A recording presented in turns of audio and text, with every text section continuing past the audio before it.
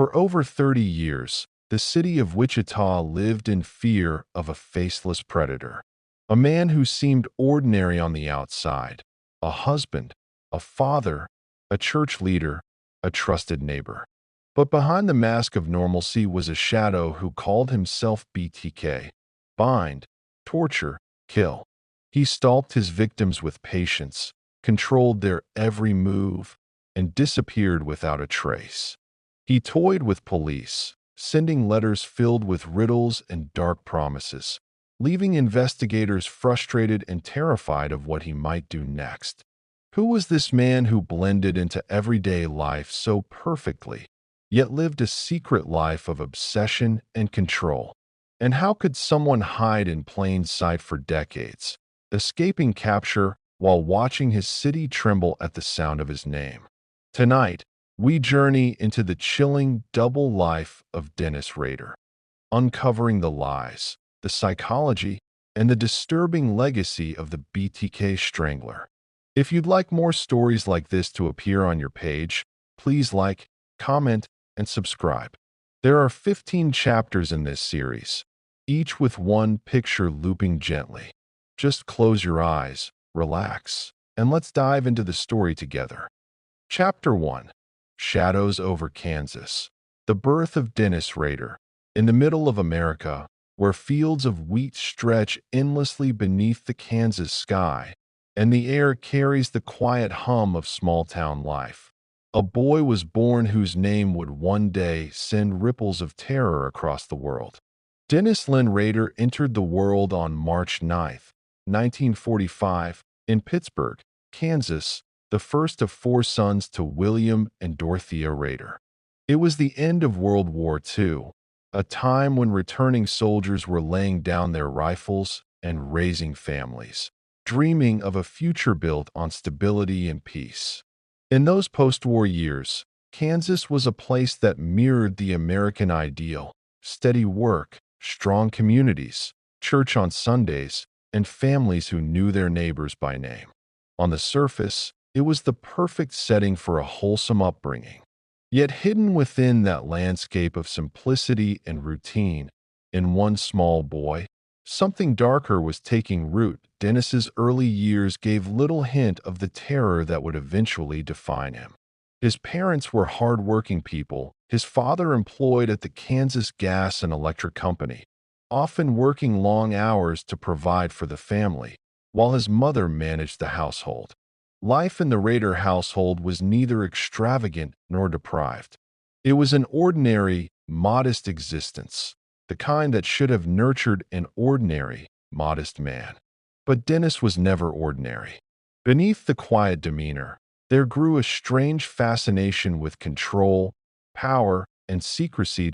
As a child, Dennis appeared shy and somewhat withdrawn, the type of boy who did not seek attention in noisy playgrounds or crowded schoolyards.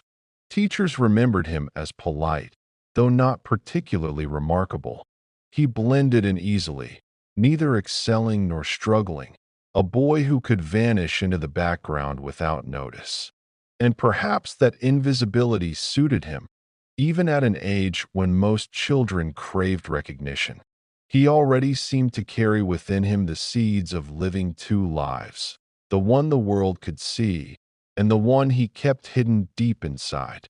Kansas in the 1950s was a place of moral codes, of small towns bound together by church and community events, and of neighbors trusting one another without hesitation.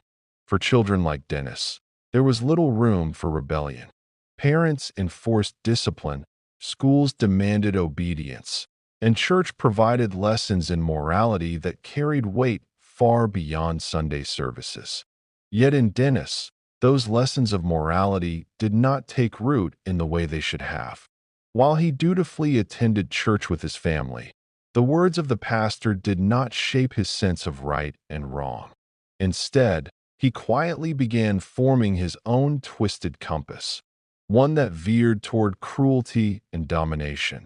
What no one saw at the time was that Dennis harbored disturbing curiosities. He began experimenting in secret with fantasies that most children would never dream of. dark thoughts about tying, trapping, and controlling others. It began, as he would later admit, with small animals. To young Dennis, the act of capturing and restraining creatures gave him a sense of power, a control that filled him with excitement he did not fully understand. These acts were hidden carefully, for Dennis already knew that what he was doing was not what others would consider normal. But secrecy became his ally, and in that secrecy he learned to nurture his darkest impulses. Despite these hidden urges, to the outside world, Dennis Rader was simply another Kansas boy, growing up amid wheat fields and friendly neighbors. He attended Riverview Elementary School, where he was not a troublemaker, not a standout, just one of many children in the classrooms of post-war Kansas. He blended in so well that no teacher, no classmate, no neighbor could have guessed the storm that was slowly forming inside him. The paradox of Dennis Rader's early life is what makes his story so haunting. On one hand, he was the boy next door, polite, soft-spoken, unremarkable. On the other, he was nurturing fantasies of cruelty and control that he dared not reveal. He had already begun to divide himself into two distinct worlds: the outer world of normality, where he appeared like everyone else, and the inner world of imagination, where he rehearsed acts of domination and violence. This duality, this ability to appear ordinary while hiding monstrous desires, would become the defining trait of his entire life. It was this mask of normality that would later allow him to walk among neighbors, to attend church meetings, to raise a family, all while hiding a horrifying secret. But in those early years, no one could see the mask, for he had not yet needed to wear it fully. He was still a child, and the darkness was still confined to his imagination. Yet childhood does not last forever, and as Dennis grew older, so too did his fantasies. What began with small, secret experiments with animals would grow into obsessions with binding, with control, and eventually, with human victims. But in the 1940s and 1950s Kansas of his youth, the boy who would become BTK walked unnoticed through the streets of small-town America, quietly forming the twisted identity that would later shock the world. The story of Dennis Rader cannot be told without returning again and again to this beginning, to the quiet plains of Kansas, to the modest family home, and to the boy who seemed invisible. For it was in those shadows of ordinary life that a future killer was born. And it was in those shadows that he learned one of the most terrifying lessons of all, that if you look like everyone else, if you act like everyone else, you can hide almost anything. As Dennis Rader moved from early childhood into adolescence, the world around him was changing quickly. America was entering the 1950s and 1960s, an era of prosperity, booming suburbs, and the slow rise of television as a dominant cultural voice. But in Park City, a small working-class suburb of Wichita where Dennis grew up, life was quieter, shaped more by local routines and the rhythms of family and work than by national headlines. Park City was not the kind of place where one expected darkness to thrive. Its streets were lined with modest houses, neighbors knew one another, and families lived under the steady beat of church bells and school schedules. To most, it was safe, predictable, and even dull. Yet for Dennis, this ordinariness provided the perfect backdrop against which his secret life would take form. By his teenage years, Dennis had developed a growing awareness that he was not like other boys. While others were focused on sports, friendships, and the first awkward attempts at dating, he was drifting into a private world of fantasies. The thrill of control, of binding and trapping, had not faded from his childhood. It had intensified. He began to develop rituals in his mind, elaborate daydreams of scenarios where he controlled victims entirely. He was not yet acting on these thoughts against people, but they dominated his imagination. Dennis found that the very act of planning, of imagining ropes, knots, and helplessness, gave him a strange satisfaction. Yet outwardly, he remained a picture of normalcy. He attended Wichita Heights High School, where he was quiet, often blending into the background. He was not unpopular, nor was he particularly liked, simply a face in the crowd. Teachers remembered him as average, neither excelling academically nor showing signs of behavioral problems. He was the type of student who would slip through the cracks, never calling attention to himself, never suggesting he carried anything unusual within. His peers might not have known him well, but to them, he was simply another boy moving through the teenage years without leaving much of a mark. Inside, however, Dennis was constructing a different kind of identity. He discovered that he was drawn to images of bondage in magazines, though such material was rare and difficult to obtain in conservative mid-century Kansas. Whenever he stumbled upon such images, he studied them with fascination, finding in them echoes of the desires that had taken root in him long ago. These images reinforced what he had already been practicing in secret: the thrill of imagining helplessness, the illusion of total control. What made Dennis particularly dangerous, even as a teenager, was his ability to compartmentalize. He understood enough about social norms to keep his fantasies hidden. He learned to smile politely, to answer teachers with respect, to be the boy who blended in. But at night, when he was alone, he retreated into his private world, where he indulged in fantasies of binding and domination. This split life, one public, one private, would define him for the rest of his existence. The seeds of his later crimes were not only rooted in fantasies, but also in his fascination with secrecy itself. Dennis took pride in knowing that no one else could see what lay beneath his calm exterior. This secrecy gave him a sense of power, as though he were smarter than those around him. It was not only about control over imagined victims, but about control over the people in his real life who had no idea what he was thinking. To Dennis, hiding was just as thrilling as acting. As the 1960s approached, Dennis graduated high school and drifted through various jobs.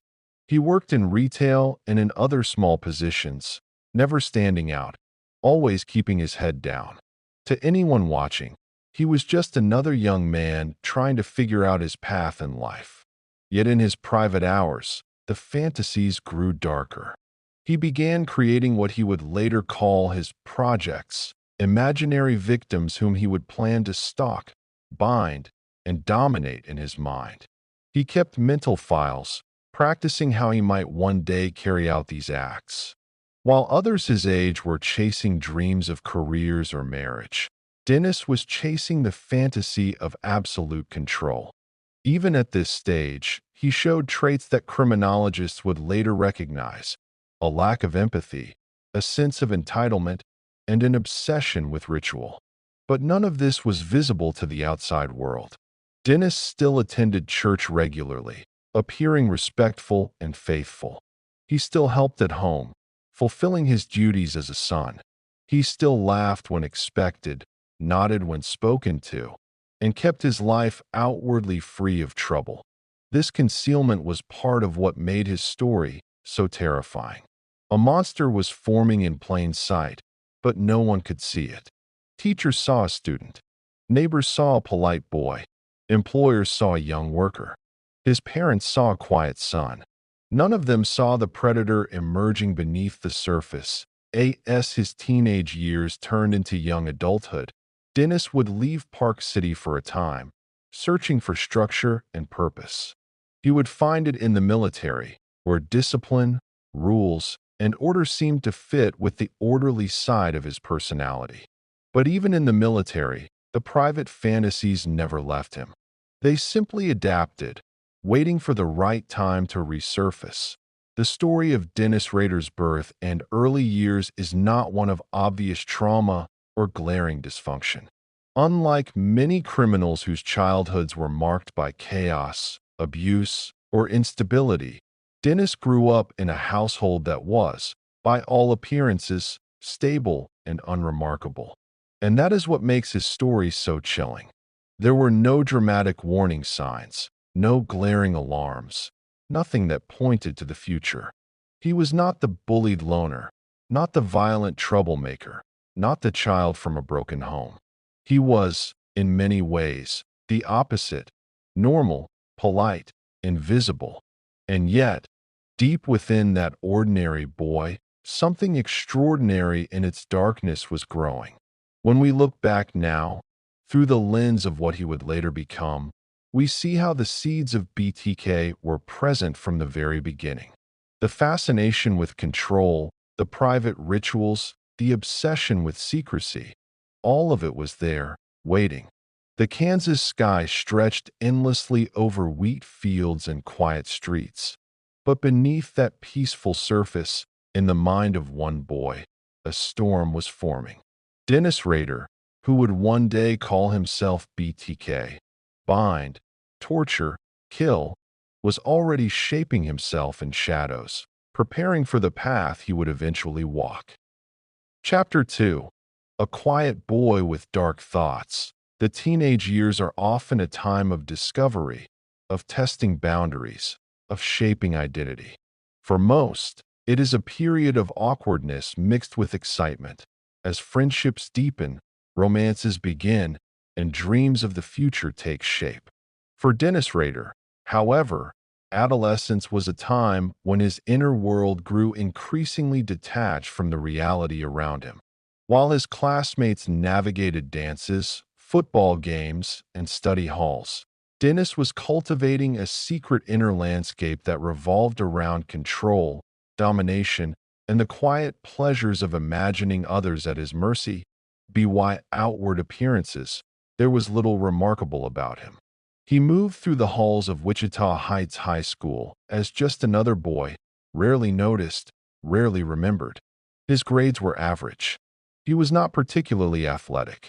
He was not the class clown, nor the brooding intellectual. He was simply there, a shadow among more colorful personalities. Yet this invisibility suited him.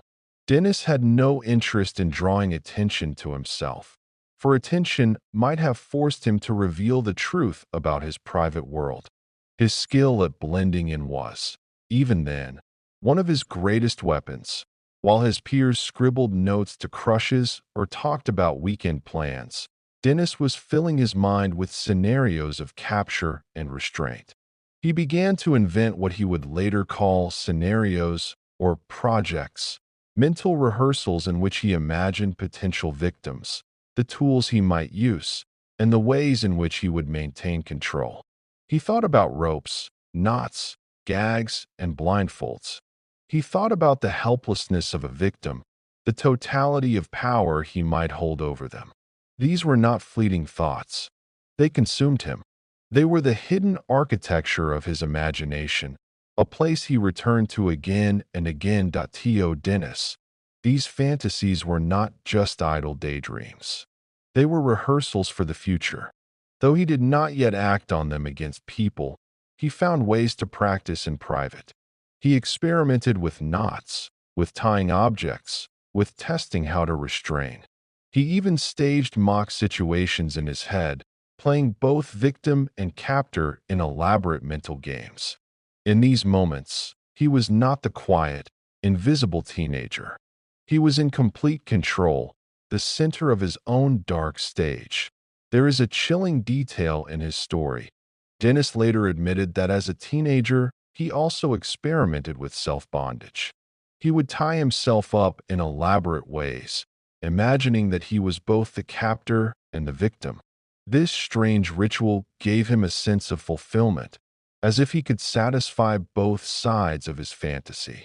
It also reinforced in him the pleasure of secrecy. No one knew what he was doing. No one suspected that the boy who sat quietly in class by day was tying himself up in secret by night. That secrecy, that hidden double life, became a central thrill for him as the years passed. These private rituals did not fade. Instead, they became more intricate. He began to sketch images, crude drawings of tied figures, which he kept hidden. He cut out pictures from magazines that suggested helplessness, carefully hiding them away where no one could find them. His entire secret life was built around these obsessions. And the more he practiced secrecy, the better he became at wearing the mask of normality in public. Yet even in this period of growing darkness, Dennis maintained an outer shell that appeared utterly ordinary. He attended church with his family, sitting quietly in the pews, listening to sermons about morality, forgiveness, and the dangers of sin. He listened, but the words washed over him without meaning. If anything, the contrast between the righteous words of the church and the secret life he was leading only heightened his sense of being special. He believed he had an identity unlike anyone else, an identity that made him superior to those around him. What is chilling to consider is how early Dennis developed the traits that would later define him as a killer. Psychologists speak of compartmentalization, the ability to separate conflicting parts of one's life into different mental boxes. Dennis mastered this skill in adolescence. He learned how to smile politely to a neighbor while harboring fantasies of violence. He learned how to shake hands with a pastor while privately rehearsing cruel scenarios. He learned how to blend into the background while nurturing a world of domination in his mind.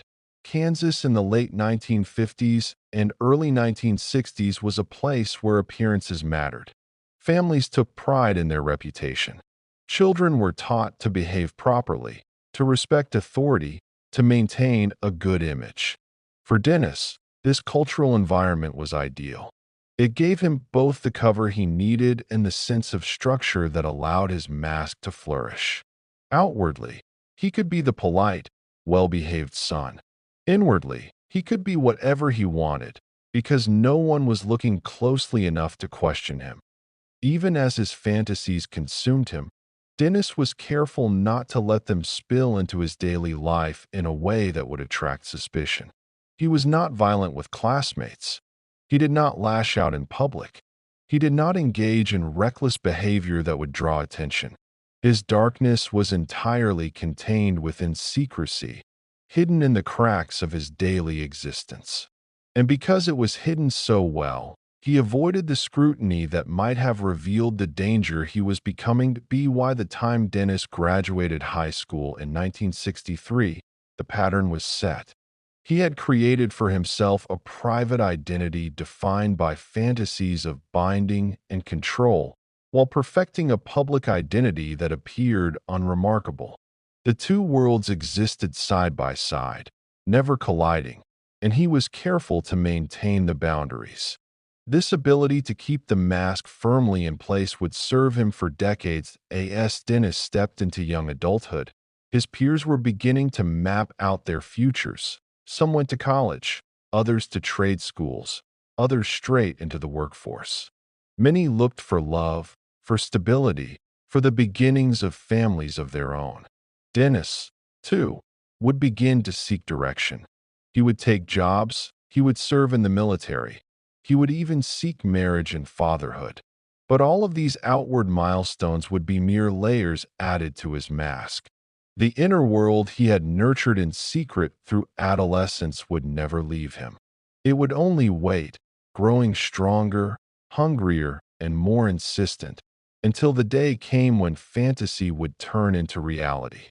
When Dennis Rader left behind the hallways of Wichita Heights High School, he carried with him not just a diploma, but a carefully constructed double life. On the surface, he appeared no different from the thousands of other young men entering adulthood in mid-century Kansas. But beneath that ordinary exterior, his secret world of fantasies had taken deep root. He had already learned the thrill of control, the satisfaction of secrecy, and the quiet exhilaration of imagining helpless victims bound at his mercy. For Dennis, these fantasies were not passing curiosities.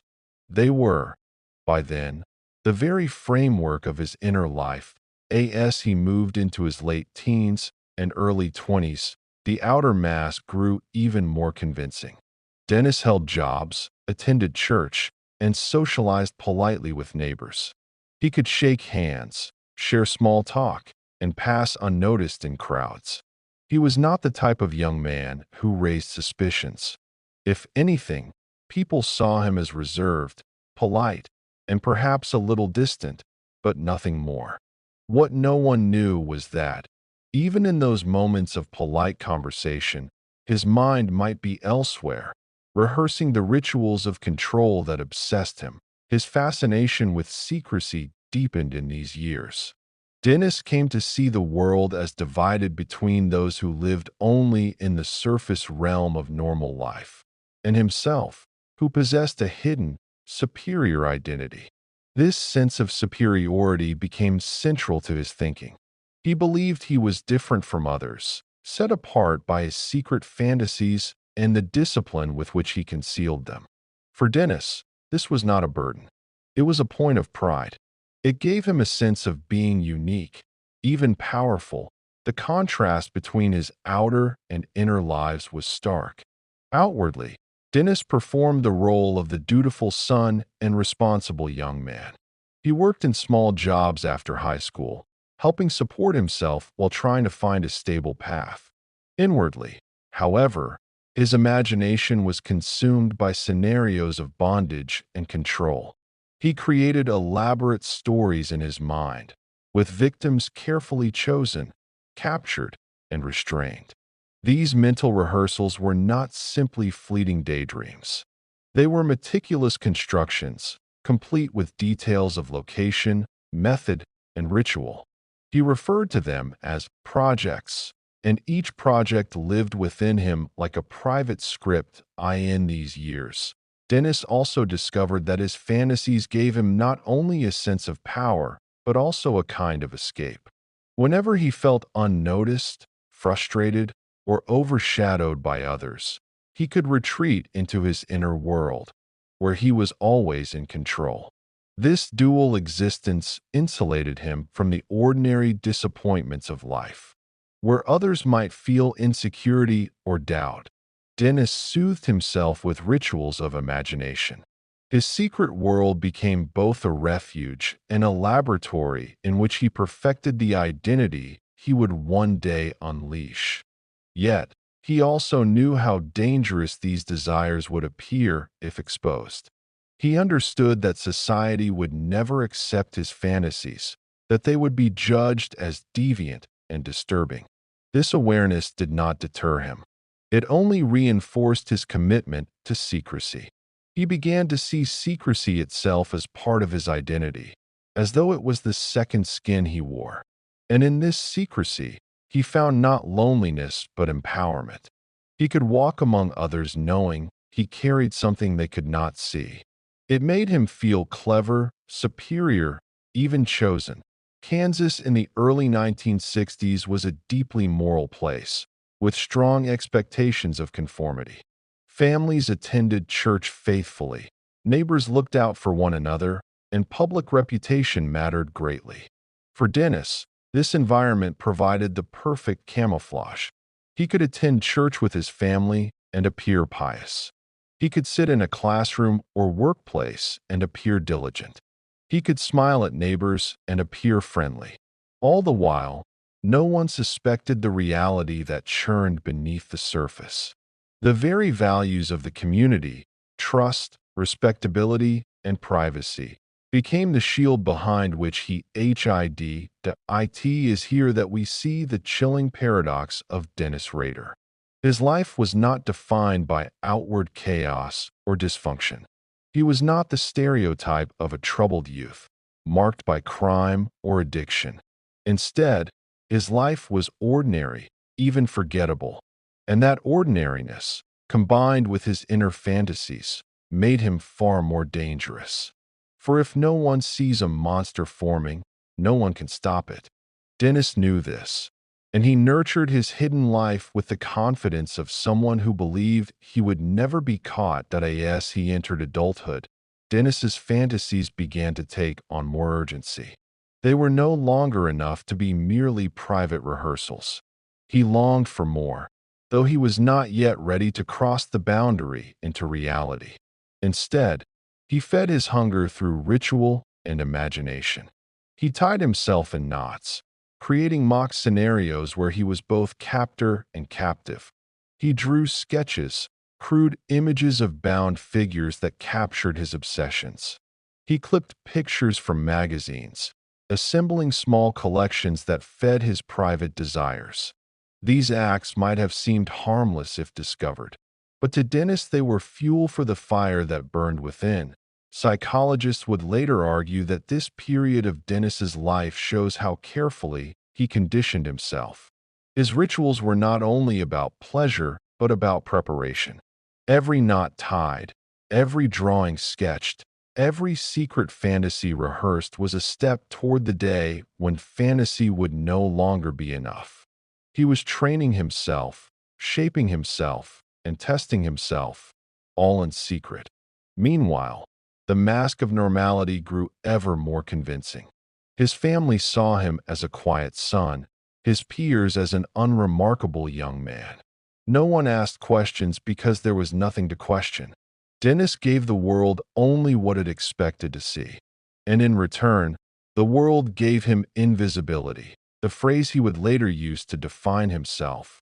Bind, torture, kill was still years away. The murders were still in the distance. The name BTK had not yet been invented. But in these quiet years of adolescence and early adulthood, the foundation was being laid. The double life was perfected. The fantasies were sharpened. The rituals were rehearsed. And the boy who once tied up animals in secret was now a young man dreaming of human victims, quietly waiting for the moment when dreams would turn into action. Chapter 3. A Soldier Returns. From military life to civilian masks. By the mid-1960s, Dennis Rader was a young man adrift, searching for a sense of purpose and structure. He had graduated high school, worked a series of unremarkable jobs, and carried with him the hidden weight of his fantasies. But in a world where young men were expected to find their direction through college, family, or service, Dennis seemed to lack a clear path. His fantasies of control gave him a secret identity, but in his outer life, he struggled to find grounding. That would change in 1966 when he joined the United States Air Force. The Air Force offered exactly what Dennis believed he needed: discipline, order, and a framework for life. It was a system built on rules, hierarchies, and routines, and Dennis, with his careful, structured personality, found a certain comfort in it.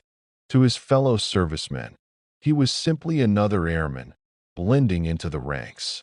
He served in posts across the United States and abroad, including in Japan, Korea, and Greece. His duties were not glamorous or exceptional, but they gave him stability and a sense of belonging. For the first time, Dennis had an identity that the outside world could recognize. Not just a quiet young man from Kansas, but an airman serving his country. Yet even here, in the structured life of the military, the duality persisted. Outwardly, he performed his duties, followed orders, and lived by the routines expected of him. Inwardly, however, his fantasies continued to thrive.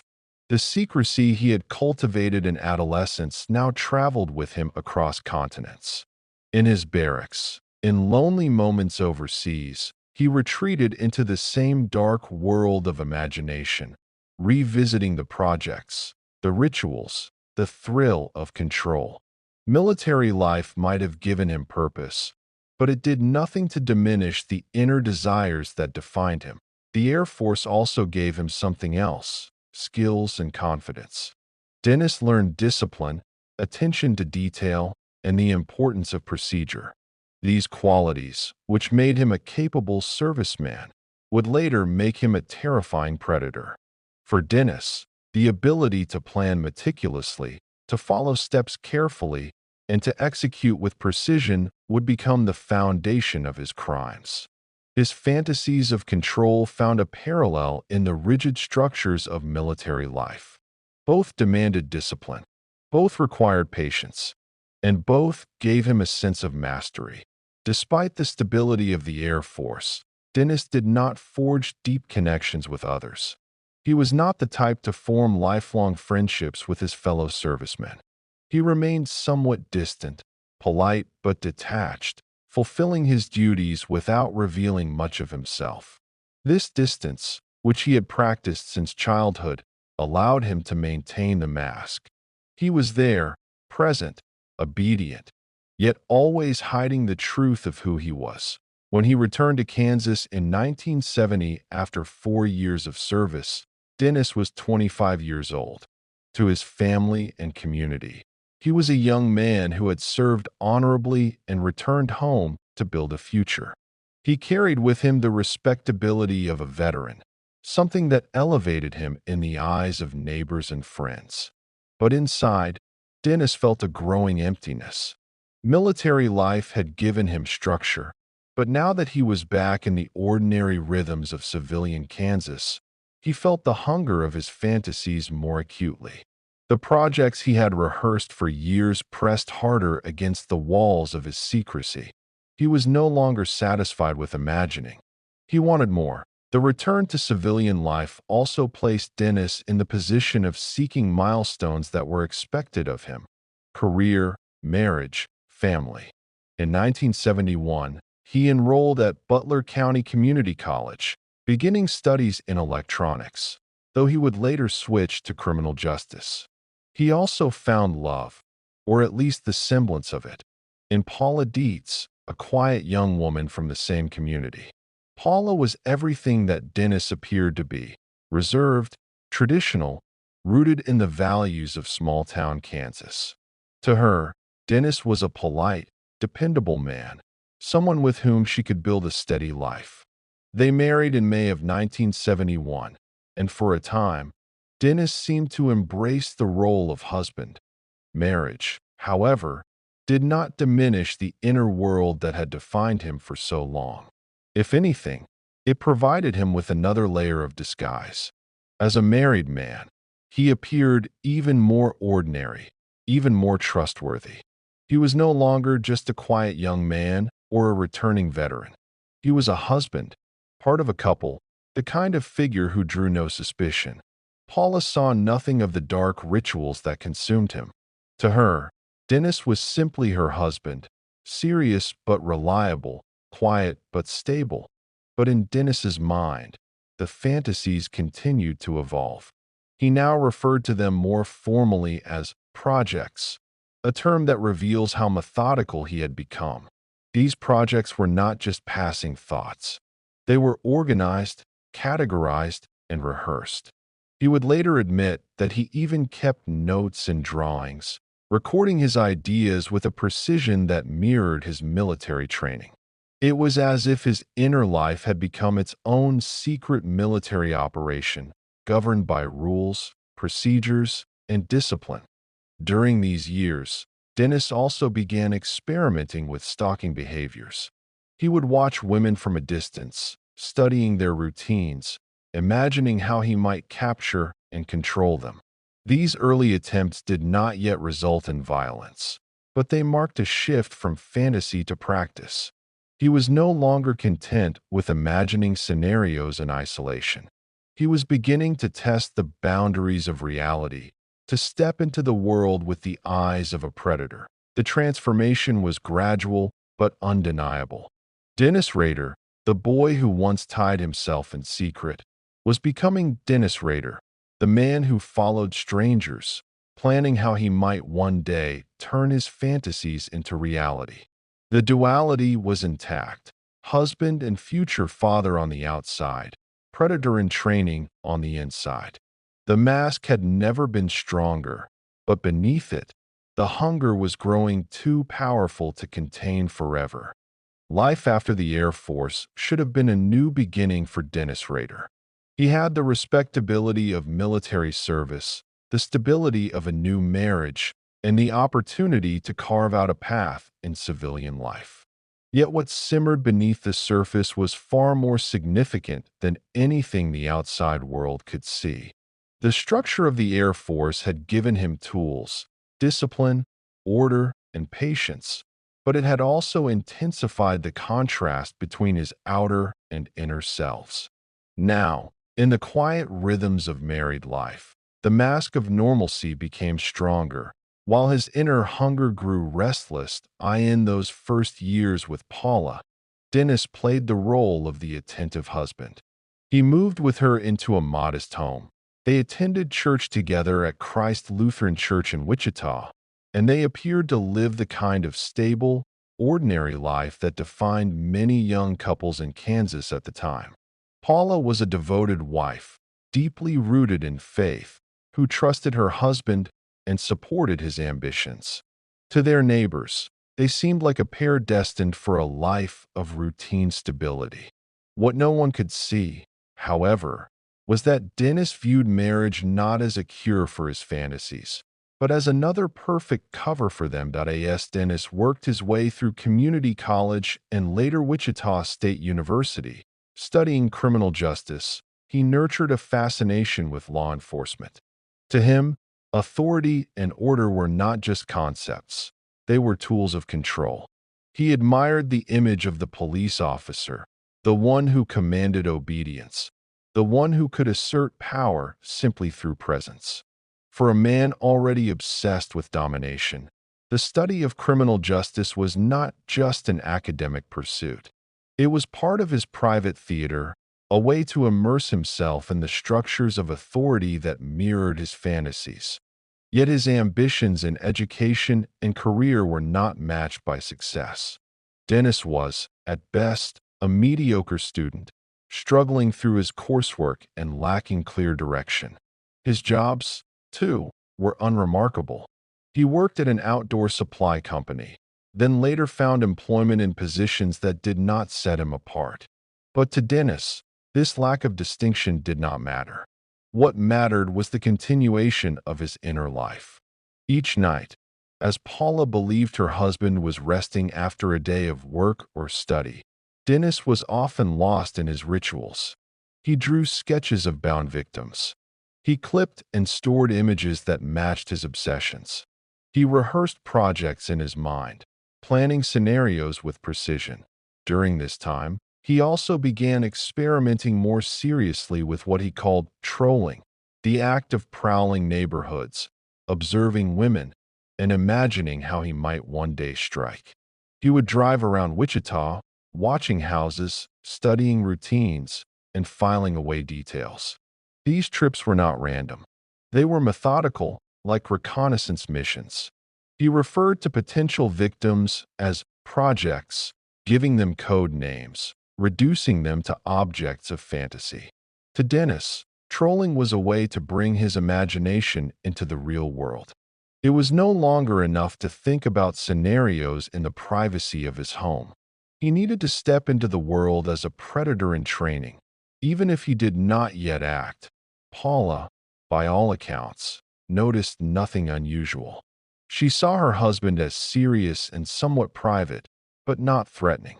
She trusted him fully, believing in the life they were building together. In fact, Dennis was highly protective of his mask. He ensured that his secret rituals were hidden, that his projects remained private. The very act of keeping Paula in the dark reinforced his sense of superiority. He could live a double life without being caught, and that power thrilled him almost as much as the fantasies themselves. The early 1970s were a period of transition for Dennis. He was shaping himself into the man he would publicly become: husband, student, later father, church member, and eventually city employee. But at the same time, he was shaping the predator he would privately become: meticulous, ritualistic, and obsessed with control.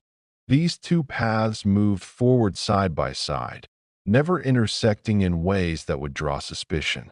This ability to sustain dual identities was not accidental.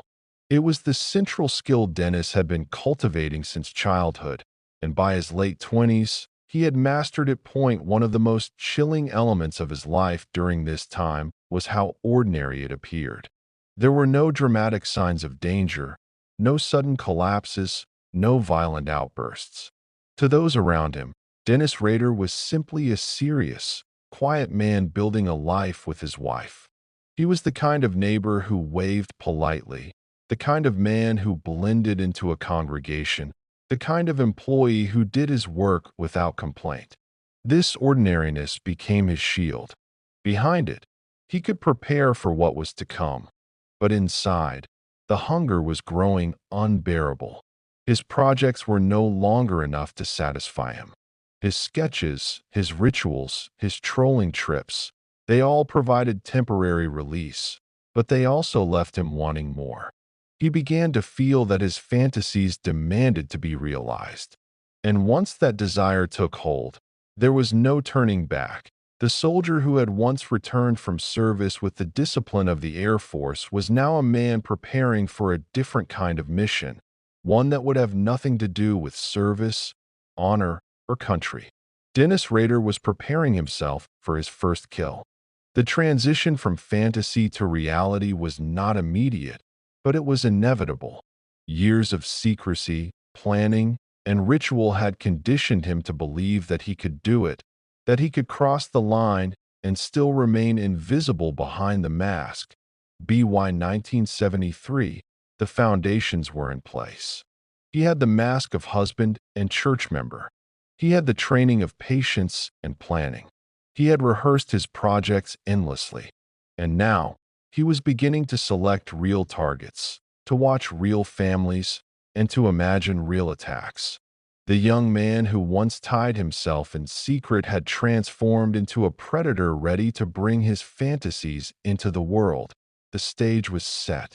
And soon, Wichita would awaken to a horror it had never known before. Chapter 4. The Double Life Begins. Husband, father, killer. By the mid-1970s, Dennis Rader had become deeply rooted in Wichita, Kansas. On the surface, he was a man on the rise, carefully cultivating a picture of stability and respectability. His marriage to Paula was a cornerstone of that image. They had a modest but respectable home, a growing family, and Dennis increasingly positioned himself as the kind of man others could rely upon. To friends, co-workers, and neighbors, there was nothing about him that raised suspicion. Yet beneath this carefully constructed facade, the darker part of Dennis's life had not faded. It had evolved. Paula became pregnant, and in 1975, their first child was born. Later, they would have a second child, completing what looked like a perfectly ordinary American family. Dennis, who outwardly seemed like a proud husband and father, wore this role with enthusiasm. He enjoyed the perception of normality, of being the man next door who cared about his family. He attended church regularly, played the role of a devoted congregant, and was trusted enough to eventually become president of the church council. To the outside world, Dennis Rader was the very embodiment of a reliable, conservative Midwestern man. But what made Dennis different from others who lived seemingly quiet lives was the careful way he compartmentalized his existence. To him, every part of life had a box, and he could keep them separate. The box for family was kept clean, orderly, and publicly displayed. The box for his darkest desires was locked tightly, hidden, but regularly opened when no one was looking. The skill he had refined since childhood, keeping masks in place while hiding the truth, had become a defining feature of his adult life. His work life, though never exceptional, added another layer to his double existence. Dennis had jobs that allowed him a certain authority. Perhaps the most infamous was his position as a compliance officer for the city of Park City, a small community near Wichita. In this role, he enforced local codes, issuing citations for minor infractions, anything from unkempt lawns to stray animals. Residents came to fear his strictness. Some saw him as overzealous, a man who enjoyed wielding authority a little too much. To Dennis, though, this role was intoxicating. He could dictate the behavior of others, he could intimidate, and he could feel, in a controlled and socially acceptable way, the very power dynamic that excited him in his private fantasies. This blending of personal authority and private obsession was no coincidence. Dennis carefully sought out roles where he could exercise control over others, even if in small ways. In his church, he shaped discussions, commanded respect, and built trust. In his neighborhood, he patrolled as a family man looking out for the community. At work, he wrote citations with an authority that unsettled those around him. Everywhere, he projected the image of a man who respected rules and order. In truth, he used these roles to mask the chaos within him, a chaos that only he fully understood. At home, his wife Paula knew none of what was happening. She saw her husband as strict, serious, and sometimes difficult, but not dangerous. He could be distant, preferring his own private time, but he was present enough as a father to pass without question. Paula, deeply rooted in her church and family values, accepted Dennis as he was, without ever suspecting that the man who kissed their children goodnight could also be the one prowling Wichita's streets in search of his next victim. The dichotomy of Dennis's life became sharper as his killings began. By this point, he had already committed the Otero murders, a crime that had shocked Wichita but remained unsolved. He had already taken lives in a manner so brutal that it would haunt investigators for decades. Yet after those nights of horror, Dennis returned to his family table, bowing his head in prayer and eating dinner with his wife and children. The transition from killer to father, from predator to neighbor, was seamless for him. He did not see contradiction in these roles. Rather, he saw mastery, that he relished the secret knowledge that he was two people at once. When he sat in church on Sunday mornings, hearing sermons about sin and redemption, he knew that no one else in the room could imagine what he had done. When he stood before neighbors or co-workers, talking about routine matters, he savored the power of knowing he had crossed lines they could not even fathom. The mask of family man and community leader did not just hide him. It gave him a sense of superiority. To Dennis, others were blind. He alone saw the full picture. As his children grew, Dennis ensured that they never saw his darkness. He compartmentalized so completely that even within his home, his secret rituals remained invisible. Late at night, when Paula and the children were asleep, he would retreat into his fantasies, sketching, binding himself, or reviewing clippings of crimes and victims. He was careful to never let the worlds collide. His family was his camouflage. His victims were his obsession. The psychology of this double life is chilling in its precision. Many killers struggle with their secrets, unraveling as they try to maintain two faces. Dennis, however, thrived in the performance. To him, life was a stage, and he was the lead actor playing multiple roles: husband, father, church leader, compliance officer. Each role reinforced his cover. Each role provided him legitimacy. And with that legitimacy came the freedom to continue his hidden rituals without suspicion. But what truly fueled Dennis during these years was not simply the act of hiding, but the anticipation of hunting again. Every role he played during the day, every church meeting, every family dinner, every citation he issued as a city employee, was part of a larger cycle that always returned him to the shadows. He needed the mask, but he also needed the monster. And the longer he played the mask, the hungrier the monster became. By the late 1970s, Wichita had not forgotten the Otero family murders. Fear still lingered, even as life returned to normal for many. But Dennis had moved forward in his private world, choosing new projects, stalking new victims, and sharpening his craft. The double life was in full motion, And while his family grew under the illusion of safety and normality, the city itself would soon be drawn into another chapter of terror. The life Dennis Rader presented to the world was one of near perfection. By the late 1970s, he had positioned himself as a man who could be trusted in his community. He was a husband with a steady home, a father raising children in a stable environment, a congregant who contributed to his church, and a public servant who ensured order in his town. To most, he was the type of man who embodied traditional values. But inside, the impulses that had haunted him since childhood had not only survived, they had taken root and flourished. The killings he had already committed, the Otero family in 1974, Catherine Bright later that same year, had given him something he had craved for years, the realization of his fantasies. But they also gave him a new hunger, the control, the fear, the power over life and death. It was intoxicating, and Dennis soon found himself longing for the chance to relive it. Unlike fleeting fantasies, the act of murder itself gave him a memory he could replay endlessly. His crimes became part of his private collection, just as real and tangible as the sketches and clippings he kept hidden away. Yet this double life demanded vigilance. Dennis understood that to continue his secret career, he needed to remain invisible in plain sight. That meant being a good father, a dependable husband, and a trustworthy community member. Every little act of normality became a shield. Taking his family to church, mowing the lawn, attending community functions.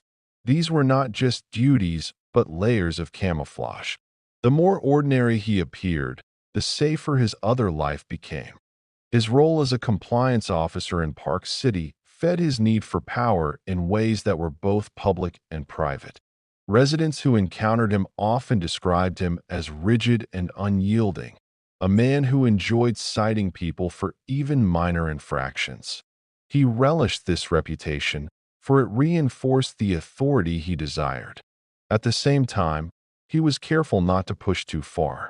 His job gave him opportunities to scout neighborhoods, to notice patterns, to see who lived where and how. In effect, his public position doubled as reconnaissance for his secret life. At home, Paula saw only fragments of the man beneath the mask. She recognized that Dennis could be strict and controlling, sometimes harsh in his expectations, but she saw nothing that pointed to the monster hidden inside. Like many in the community, she viewed him as serious, sometimes overly so, but ultimately dependable. Their children saw him as the father who disciplined firmly but was present in their lives. The role of fatherhood was not something Dennis rejected. On the contrary, he embraced it as another layer of his disguise. To his children, he could be ordinary. To his victims, he would be extraordinary in the worst possible way. What set Dennis apart was his ability to transition between roles so effortlessly. One evening, he could be tucking his children into bed, and hours later, he could be prowling the streets, stalking a potential victim.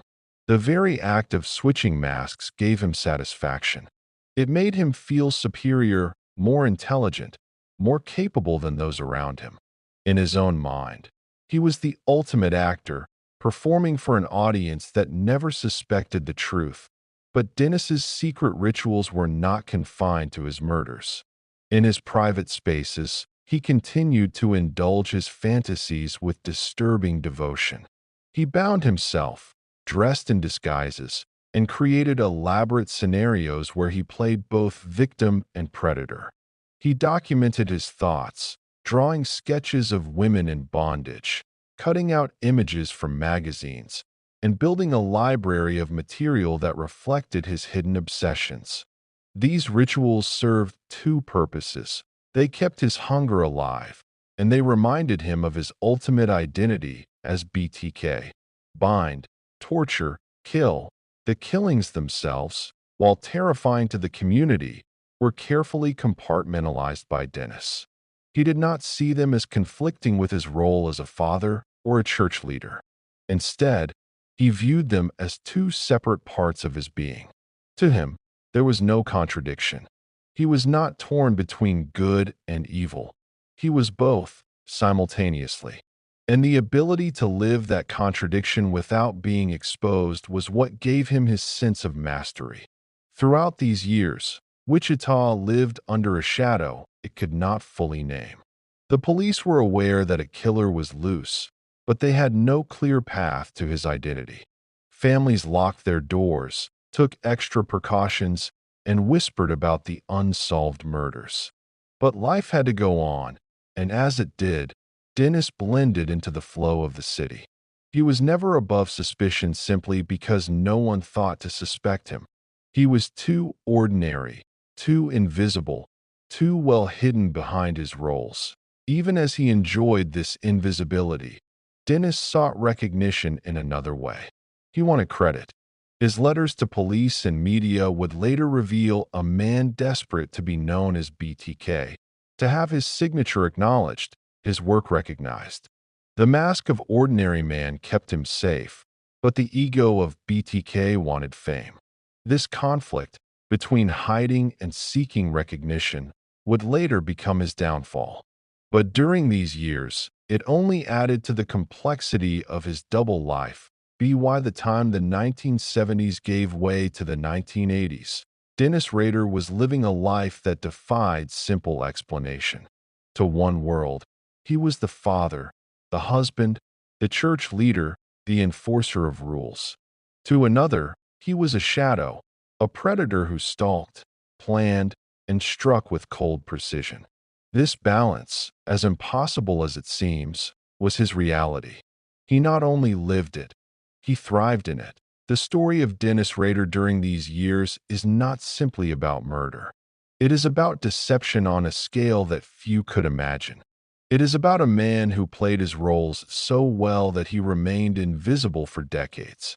And it is about the terrifying truth that monsters can live among us, wearing masks so convincing that we never think to look beneath them until it is too late.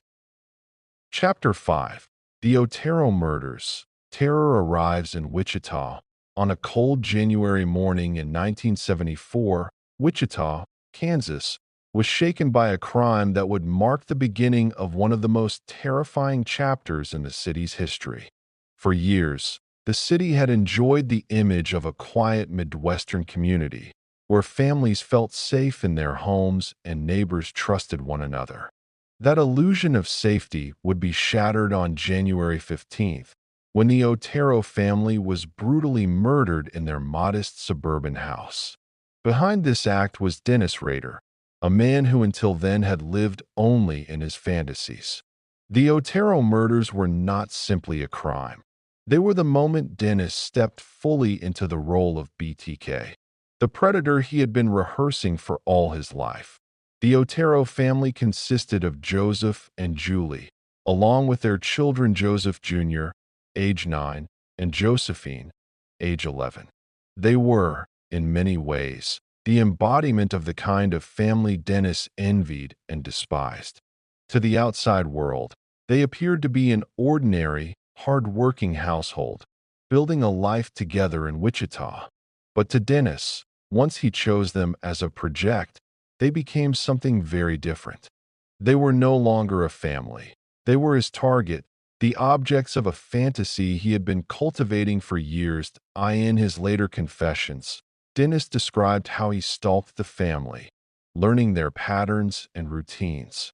He had already developed his method of trolling, driving through neighborhoods, watching houses, and cataloging possible victims. For the Oteros, his fascination grew until it turned into a plan.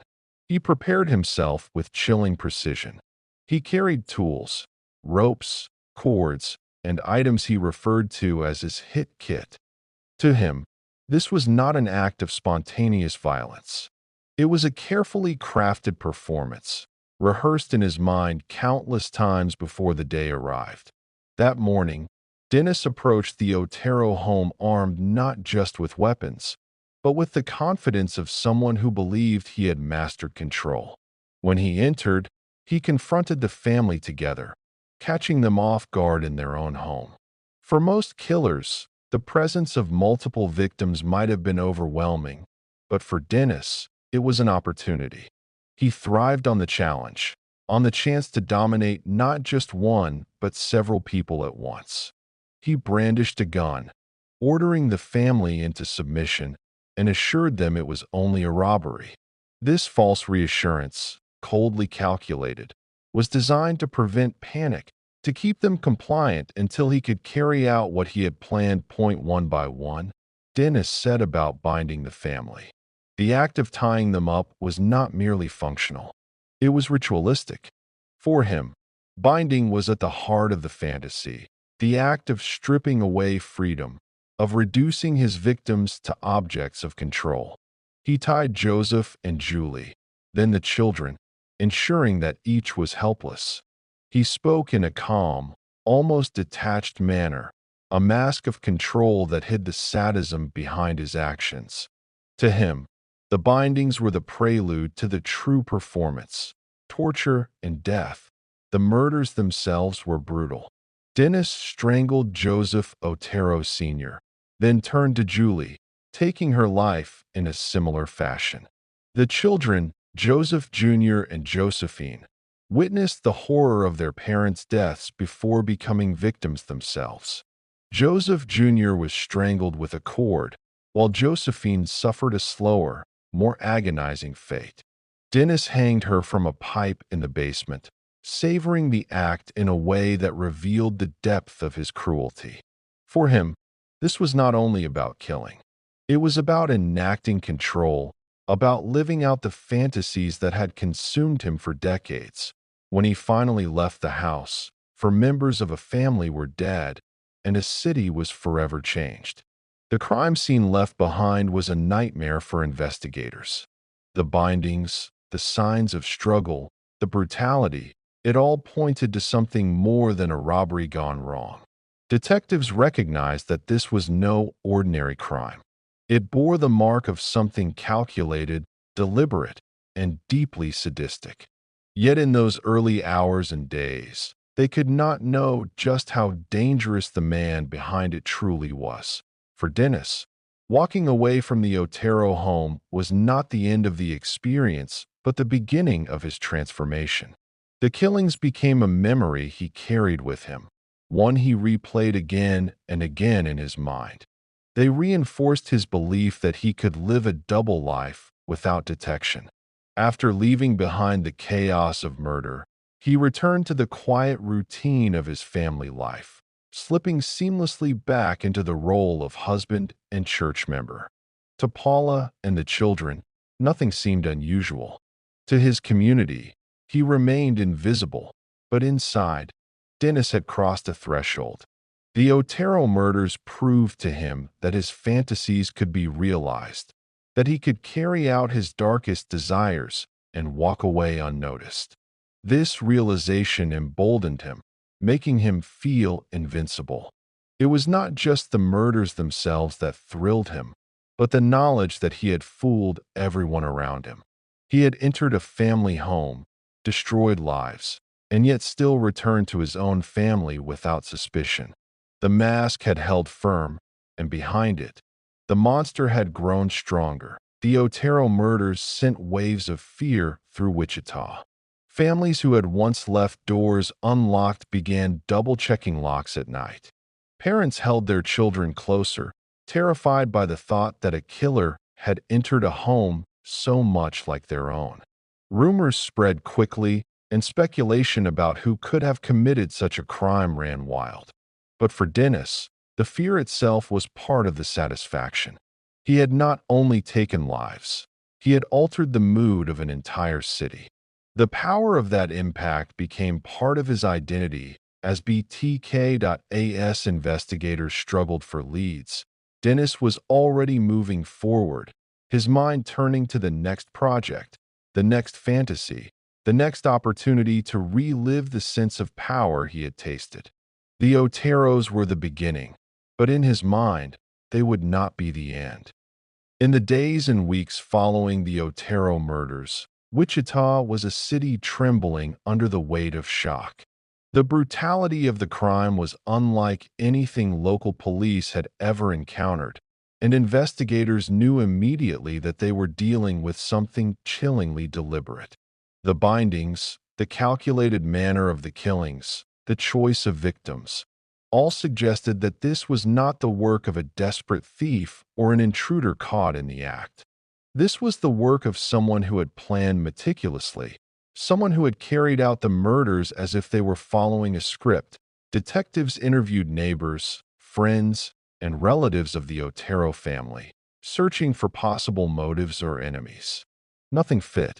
The Oteros were a well-liked family with no obvious conflicts that could explain such a savage attack. Investigators also looked at the crime scene evidence. They noted the knots in the bindings, the placement of the bodies, and the signs of careful control. This was not random violence. Whoever had done this had taken time, had asserted dominance over the family, and had left behind a signature of control that was unmistakable. Yet despite the detailed evidence, no clear suspect emerged. Wichita police were baffled. The Otero murders quickly became the most disturbing unsolved case in the city's history. Families began to take extra precautions. People whispered that perhaps a drifter had passed through town, or maybe it was someone local, hiding in plain sight. The truth, that the killer was indeed hiding in plain sight, was far more terrifying than anyone realized. For Dennis Rader, the aftermath of the murders was almost as intoxicating as the act itself. He watched as the community reacted with fear, as the media reported on the tragedy, as the police scrambled for answers. In his private world, he savored the chaos he had created. The Oteros were more than just victims to him. They were proof that he could turn his fantasies into reality and escape without detection. He replayed the details in his mind, recalling the look of terror in their eyes, the sound of their last breaths, the feeling of absolute control.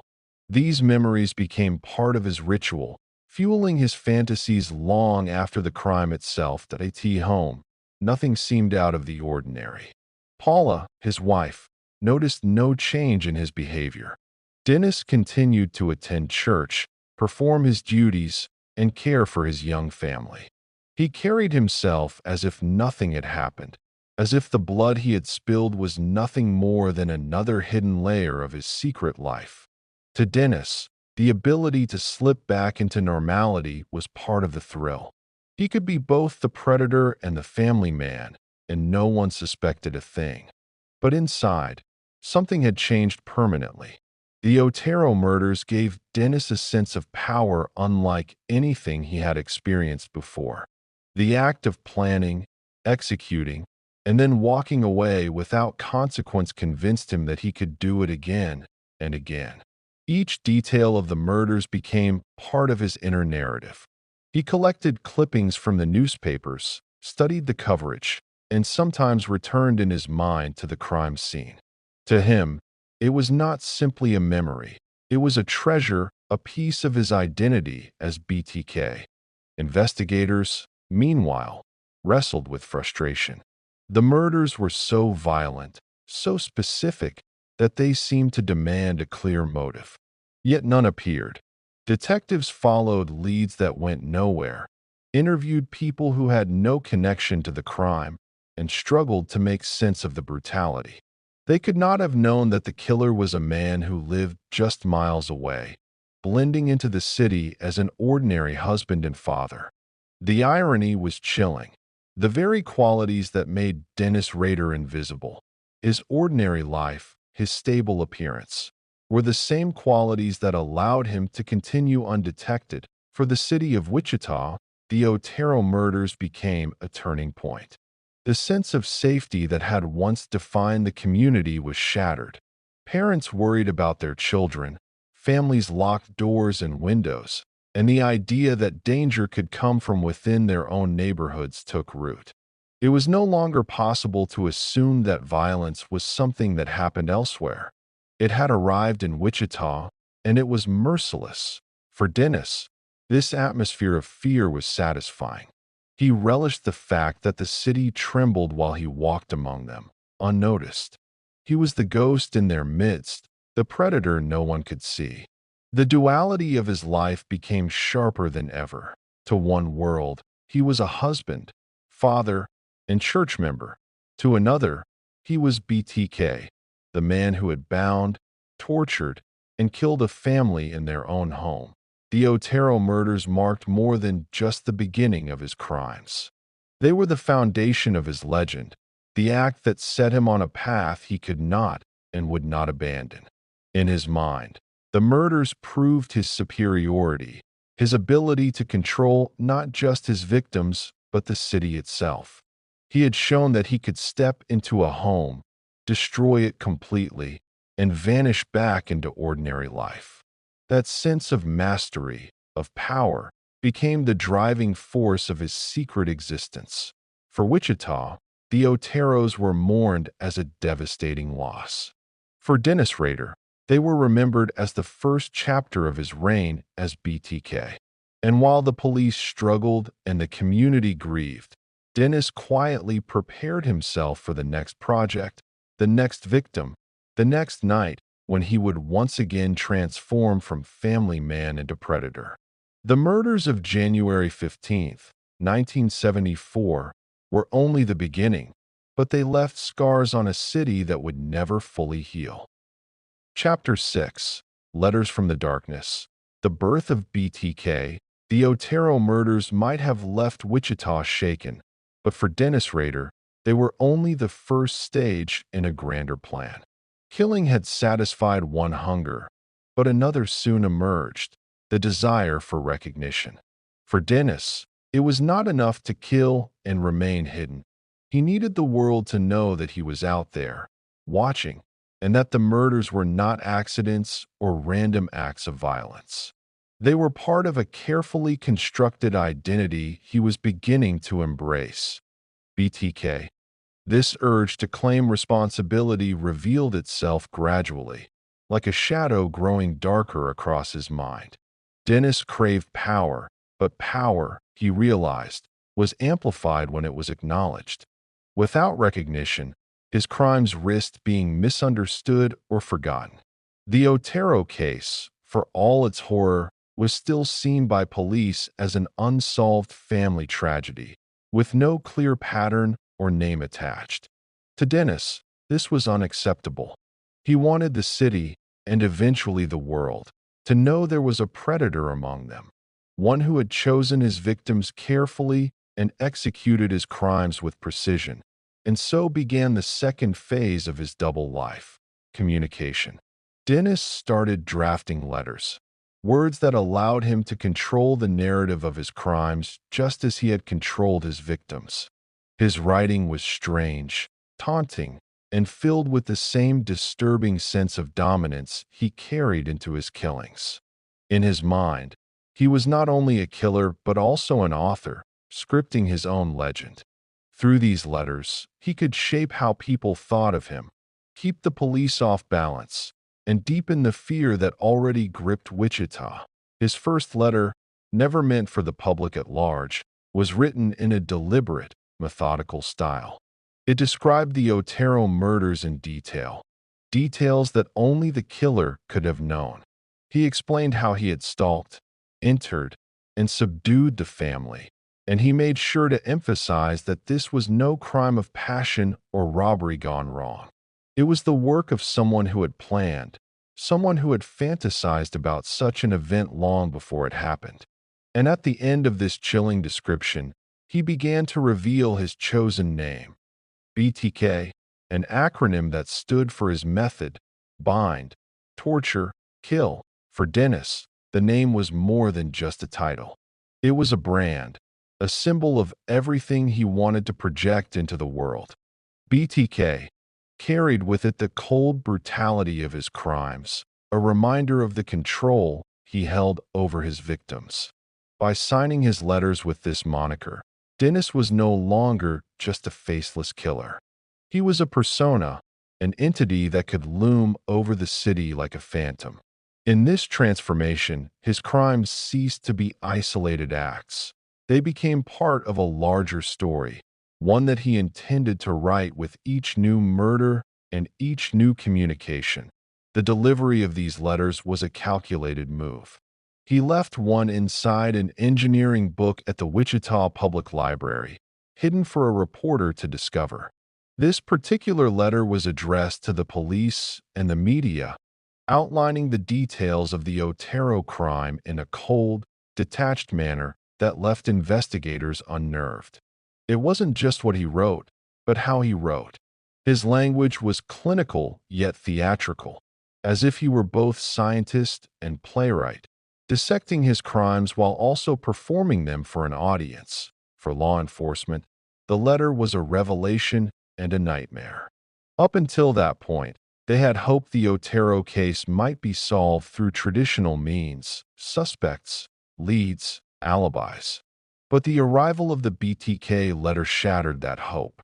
Now they knew they were dealing with someone who not only killed, but wanted to be acknowledged, someone who was manipulating them with words as effectively as with weapons. Worse still, the detail in the letter confirmed that the writer was indeed the killer, and his confidence suggested he had no intention of stopping. The press, too, played its role in this evolution. Once BTK's name appeared in headlines, the killer's persona was cemented. Dennis Rader watched this unfold with satisfaction. He collected the clippings, relishing every mention of the name he had invented. For him, it was proof that his existence mattered, that his crimes had transcended the shadows of ordinary violence and entered into the realm of legend. He was no longer just Dennis, the quiet churchgoer, the family man, the dog catcher. He was BTK, the figure that haunted Wichita in his private moments. Dennis rehearsed and refined this persona. He wrote poems, crude but chilling, about his victims and his fantasies. He drafted additional letters, some of which he mailed, others he saved for himself. His writing was riddled with misspellings and grammatical errors, yet it was crafted with an intent that could not be overlooked. He wanted to instill fear, to show dominance, and to create an enduring mythology around his actions. And in this mythology, he was not merely a criminal. He was the author of his own fame. For Wichita, the fear intensified. The Otero murders had already broken the illusion of safety, but now the realization that a self-proclaimed killer was operating within their community spread panic even further. Parents kept their children close. Women feared being alone at night, and the idea of a faceless murderer transformed into the presence of BTK, an invisible but very real threat. The killer himself had ensured this transformation by speaking directly to the public, shaping their terror with every word. Law enforcement, frustrated and humiliated, doubled down on their efforts. They pored over the letters, analyzed handwriting, studied word choice, and searched for clues in the language. But Dennis Rader was careful, at least in those early years. He revealed only what he wanted, and nothing that could lead them back to him. For all their scrutiny, the police were left grasping at shadows, while Dennis sat comfortably in his suburban home, enjoying the spectacle. The birth of BTK as a public figure was a turning point in the case. From that moment on, the murders were no longer isolated crimes.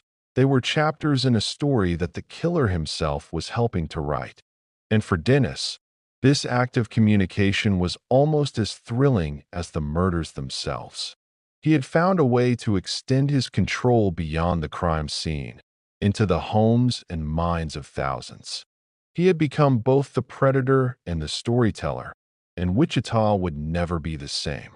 As Dennis Rader's letters circulated, the city of Wichita began to experience a new kind of fear, one that was psychological as much as it was physical. The Otero murders had already left the community shaken, but now, with BTK's communications, residents felt an invisible presence lurking behind the familiar suburban facades.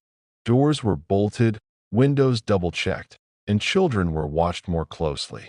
The fear was no longer tied solely to the act of murder. It was tied to the knowledge that the killer could communicate, could taunt, and could remain ever-present, even while invisible. For Dennis, this was exactly the effect he desired. He had transformed from a man executing secret fantasies into a figure who could manipulate the perceptions of an entire city. The thrill of being both hidden and known was intoxicating. Every letter he wrote allowed him to step back into his predator role while still maintaining the mask of ordinary life. He could be the attentive father, the respectful church member, the diligent city employee during the day, and at night, he could craft narratives that instilled terror into thousands of people. The duality was perfect. BTK's letters were carefully constructed. He revealed enough to prove his culpability without giving away personal details that might identify him. He described the acts with meticulous care, often focusing on the binding of his victims, the methods of subduing them, and the satisfaction he derived from absolute control. There was a theatrical quality to his writing, a mix of precision and bravado that made it impossible for law enforcement and the public to ignore. He was not simply confessing. He was performing, and every performance reinforced his sense of dominance. One of the earliest letters included a chilling assertion that BTK was in control not only of the victims, but of the investigation itself. Dennis mocked the authorities subtly, highlighting their failure to capture him and expressing confidence that he would remain free. To him, the letters were a game, a test of intellect and patience, demonstrating that he could outsmart the entire system while remaining cloaked in normalcy. The thrill of deception was, in some ways, more satisfying than the act of murder itself. These communications marked the evolution of BTK from a hidden killer into a legendary figure. He became a symbol of fear, not just through action, but through narrative. Dennis understood the psychology of terror better than most. He knew that fear could be extended far beyond the immediate crime if it were coupled with the idea of a stalking, intelligent, and untouchable predator. The letters were his weapon, and he wielded them with precision to eye in his private life. Dennis continued to maintain his meticulous routine. He attended church services, where his reputation as a disciplined, moral man remained untarnished. He worked diligently as a compliance officer, issuing citations with a sense of righteousness that only reinforced his mask. He was a husband and father, engaging in family activities and performing the rituals of domestic life with the same discipline that he applied to his crimes. Each aspect of his ordinary life became a layer of protection for the extraordinary horrors he perpetrated in secret. Yet the creation of BTK as a public persona was not just for recognition. It was also an extension of Dennis's internal fantasy.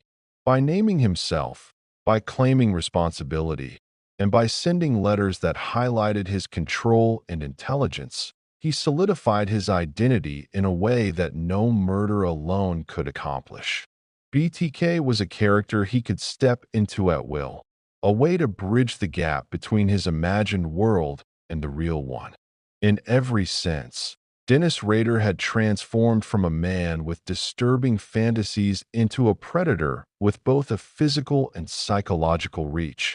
The letters themselves became an obsession. Dennis would draft them in private, often revising multiple times before sending them. He took care to avoid any details that could expose him personally, yet he reveled in the suspense they created. The uncertainty they instilled among police, journalists, and the public was part of the thrill. Every day, the city lived with the fear of BTK's next move, and every day, Dennis watched from his carefully maintained facade, satisfied that his double life remained unbroken. For law enforcement, the letters were both a blessing and a curse. They provided confirmation of the killer's pattern and details that could help in profiling him. But they also demonstrated his intelligence, patience, and ability to manipulate the investigation. Police struggled to understand how one man could commit such brutal acts, maintain a normal life, and taunt them so openly. It was a puzzle that would confound Wichita authorities for decades. Even as Dennis continued to refine his methods and expand his network of potential victims, Dennis's letters also inspired a perverse sense of notoriety. He wasn't satisfied with just being feared. He wanted to be remembered. The acronym BTK, bind, torture, kill, was a statement of intent, a declaration of method, and a brand he controlled. Each letter reinforced the association between the name and the horror he had wrought. To Dennis, the world had become a stage, and BTK was both playwright and performer. As the years went on, the letters would evolve, becoming more frequent and more daring, but the foundation was laid in those early communications. Dennis had discovered that he could control not just life and death, but perception itself. The city might grieve, investigate, and speculate, but the reality was that the predator walked freely among them, crafting a narrative that amplified his power. The birth of BTK in letters was as significant as the murders themselves. It was the moment Dennis Rader's private horrors became a public legend. The combination of murder and communication established a cycle that would define his life for decades. Plan, execute, observe, write, and retreat back into normalcy. It was a rhythm of terror and concealment, a duality that allowed him to maintain his family life while simultaneously becoming one of the most infamous serial killers in American history. The letters were not merely taunts.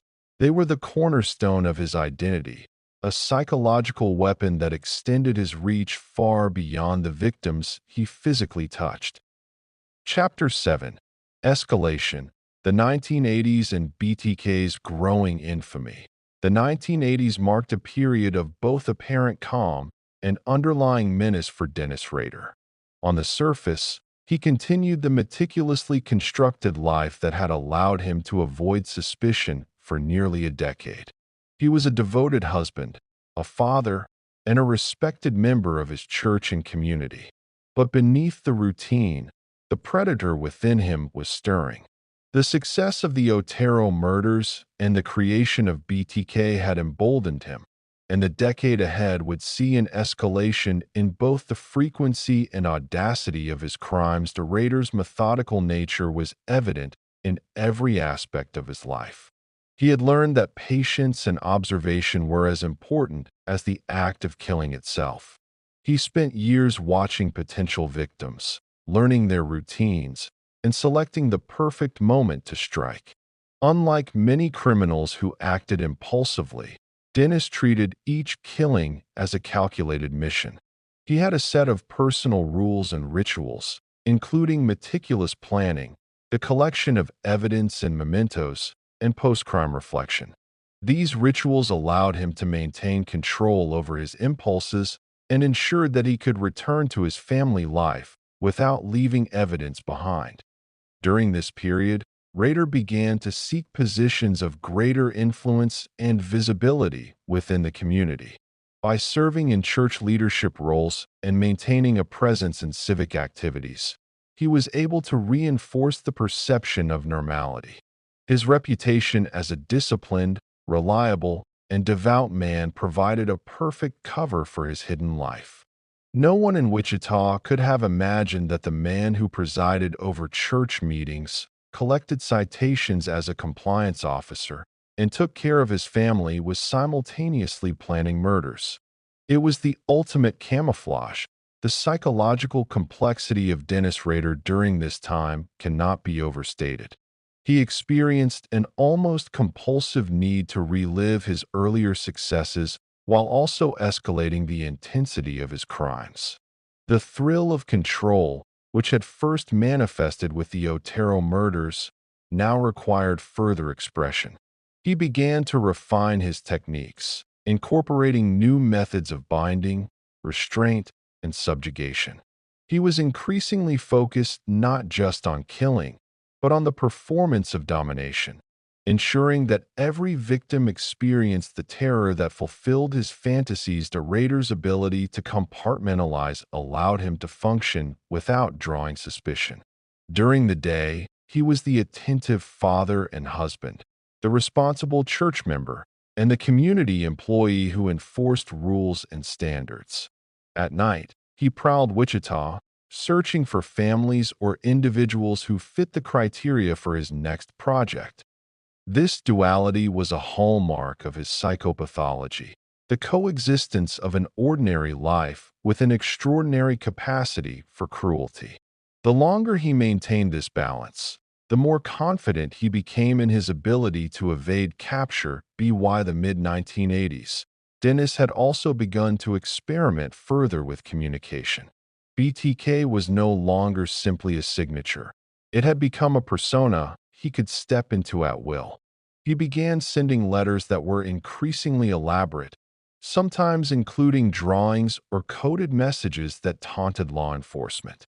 Each communication served multiple purposes, reinforcing fear in the community, demonstrating his cleverness, and satisfying his own ego.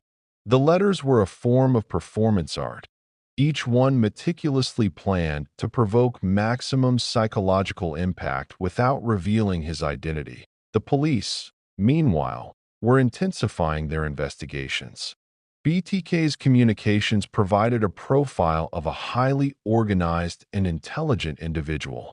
Detectives knew they were dealing with someone capable of long-term planning and careful execution. Yet despite their efforts, Rader remained invisible. His success was not merely a result of luck. It was the product of years of practice in deception, careful observation, and meticulous record-keeping. He had mastered the art of blending in, making his presence in the community appear completely ordinary while secretly maintaining a reign of terror. In addition to the psychological thrill of stalking and planning, Dennis also derived a sense of superiority from the fear he inspired. Each unsolved murder, each letter sent to authorities, reinforced the idea that he was untouchable. He compared himself, in private, to other criminals, considering himself more disciplined, more intelligent, and more careful than anyone else. This self-perception was central to his confidence and fed the escalation of his behavior. By maintaining the mask of normality, he had turned invisibility into power. The decade also brought personal milestones that would shape his life as BTK. Rader continued to build his family, raising children who had no awareness of the horror surrounding them. He attended church faithfully, sometimes preaching, sometimes counseling, and continued to assume positions that placed him in roles of authority. These experiences reinforced the contrast between his public persona and his private identity, a duality that became increasingly refined and almost ritualistic in nature. The 1980s were, in essence, a decade of refinement for Dennis Rader. He had already demonstrated the capacity to kill, to taunt, and to remain undetected. Now he was perfecting the machinery of his crimes, observing targets, planning meticulously, executing with precision, and then disappearing seamlessly back into family and community life. Each act, each letter, each successful evasion reinforced the feedback loop that fueled his confidence and emboldened him for the murders yet to come. By the end of the decade, Wichita had endured years of fear and uncertainty, never knowing when BTK might strike again. Dennis Rader had cemented his position as one of the most dangerous and cunning serial killers in American history. His mastery of dual identities, his ability to manipulate both perception and reality, and his obsession with control had brought him to the peak of his dark capabilities. He was invisible to those around him, yet his presence loomed large in the collective consciousness of the city. The stage was set for what would become decades of terror, manipulation, and calculated horror. The escalation of BTK's activities during the 1980s demonstrated the terrifying potential of a killer who could live undetected, plan with surgical precision, and maintain a perfect public facade. It was a decade in which Dennis Rader became more than just a man. He became a symbol of fear, an invisible predator whose dual life would confound authorities and haunt Wichita for years to come. As the 1980s progressed, Dennis Rader's dual life became increasingly sophisticated, almost theatrical in its precision. While Wichita's residents went about their daily routines, blissfully unaware of the predator in their midst, Rader honed his techniques, each murder and communication building upon the last. The combination of patience, careful observation, and meticulous planning had transformed him from a man with disturbing fantasies into a professional-level serial killer. By now, the BTK persona had become a psychological extension of Rader himself. It was not just a name. It was a symbol of his identity, a mask he could wear to step beyond the ordinary and into the extraordinary. He would spend hours thinking through scenarios, anticipating reactions, and rehearsing the acts in his mind. Each victim was carefully selected, each approach meticulously timed, and each binding executed with precision. In his calculations, he considered every variable, ensuring that nothing could interfere with his control. The thrill for Dennis was twofold. First, there was the act of domination, the moment when he physically subdued his victims, binding them, restricting their movements, and asserting his control. Second, there was the knowledge that no one suspected him, that his ordinary life as a family man and churchgoer provided perfect camouflage. The tension between these two worlds, the private and the public, the horrific and the mundane, became the central rhythm of his existence. It was a duality that few could comprehend, a psychological balancing act that fed his ego and reinforced his sense of mastery. During this time, he continued to cultivate the public image of an upstanding citizen. He participated in church leadership, took part in local civic events, and fulfilled his duties as a compliance officer with a meticulous dedication that earned him respect and trust. Each act of normality was another layer of insulation, shielding him from suspicion. To neighbors and colleagues, Dennis Rader was the last person anyone would imagine capable of committing such brutal crimes.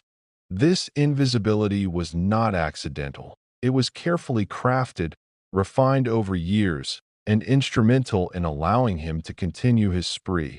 Despite his outward normality, Rader's inner world was intensely active. He continued to draft letters as BTK, carefully crafting narratives designed to elicit terror, admiration, and frustration. These communications were more than mere taunts. They were an art form. Each letter included carefully chosen details, hints, and riddles, allowing him to manipulate both law enforcement and the public. In his mind, the letters elevated his murders beyond mere acts of violence. They transformed them into a performance that extended the reach of his control. The BTK's letters also became a tool for psychological experimentation. Dennis took note of how authorities reacted to each message, how the media covered his crimes, and how the community responded. He tracked the changes in behavior, the fear in the public consciousness, and the frustration of investigators. Each reaction was data, fueling his ego and guiding his future actions. To him, this was a game of intellect as much as violence, a chess match in which he always held the upper hand. Yet even as he enjoyed this psychological control, the 1980s brought new challenges. Wichita was changing, and the presence of a serial killer remained an open wound in the community's consciousness. Investigators were more alert, profiling techniques were improving, and the pressure to solve the BTK case was increasing. But Dennis had anticipated such developments. He adapted, adjusting his methods, spacing out attacks, and maintaining his facade with even greater diligence. The very difficulty of capturing him became part of the thrill. Each close call, each near suspicion, reinforced his sense of invincibility. The victims he chose during this period were selected with care. They were not random. Each fit criteria that Dennis had established over the years. Age, gender, lifestyle, and accessibility were all considered. He studied routines, noted absences, and waited for the perfect moment to strike. The act of hunting, the stalking, observation, and planning was as gratifying as the killing itself. This methodical approach distinguished him from impulsive killers, highlighting the calculated precision that defined BTK's signature. The 1980s also reinforced the perverse duality of his life. Each day, Dennis Rader would return to his suburban home, engage with his children, attend church meetings, and perform civic duties. Each evening or night, he would retreat into his fantasies, or in some cases, act them out. The rhythm of normality and horror created a feedback loop, intensifying his sense of control and self-importance. To Rader, this was not simply living a double life. It was mastery. He was not a victim of his impulses. He was their orchestrator, capable of managing and controlling both worlds simultaneously. During these years, BTK became more than a killer. He became a psychological force. His letters, murders, and manipulations extended beyond his immediate victims, affecting entire families, neighborhoods, and the consciousness of Wichita. Residents began locking doors obsessively, installing security systems, and teaching children about the danger that could be lurking behind familiar facades. Dennis had achieved a kind of immortality in terror. He was omnipresent without being seen, omnipotent without consequence. By the decade's end, Dennis Rader had transformed from a man driven by private fantasies into a fully realized predator, operating with an unparalleled level of control and sophistication. The 1980s solidified his reputation, both to himself and to the public as BTK, as a master manipulator, a disciplined killer, and an invisible terror. His public life and his private monstrosity were intertwined in a way that allowed him to continue undetected, while his psychological games extended his reach far beyond the immediate crime scenes. The stage was set for the next phase of his reign. The methods, the letters, the confidence, and the invisibility had all been refined. Wichita lived under the shadow of an unseen predator, and Dennis Rader, the man behind BTK, had perfected the dark art of living in two worlds at once, one ordinary, one horrific, without ever being suspected.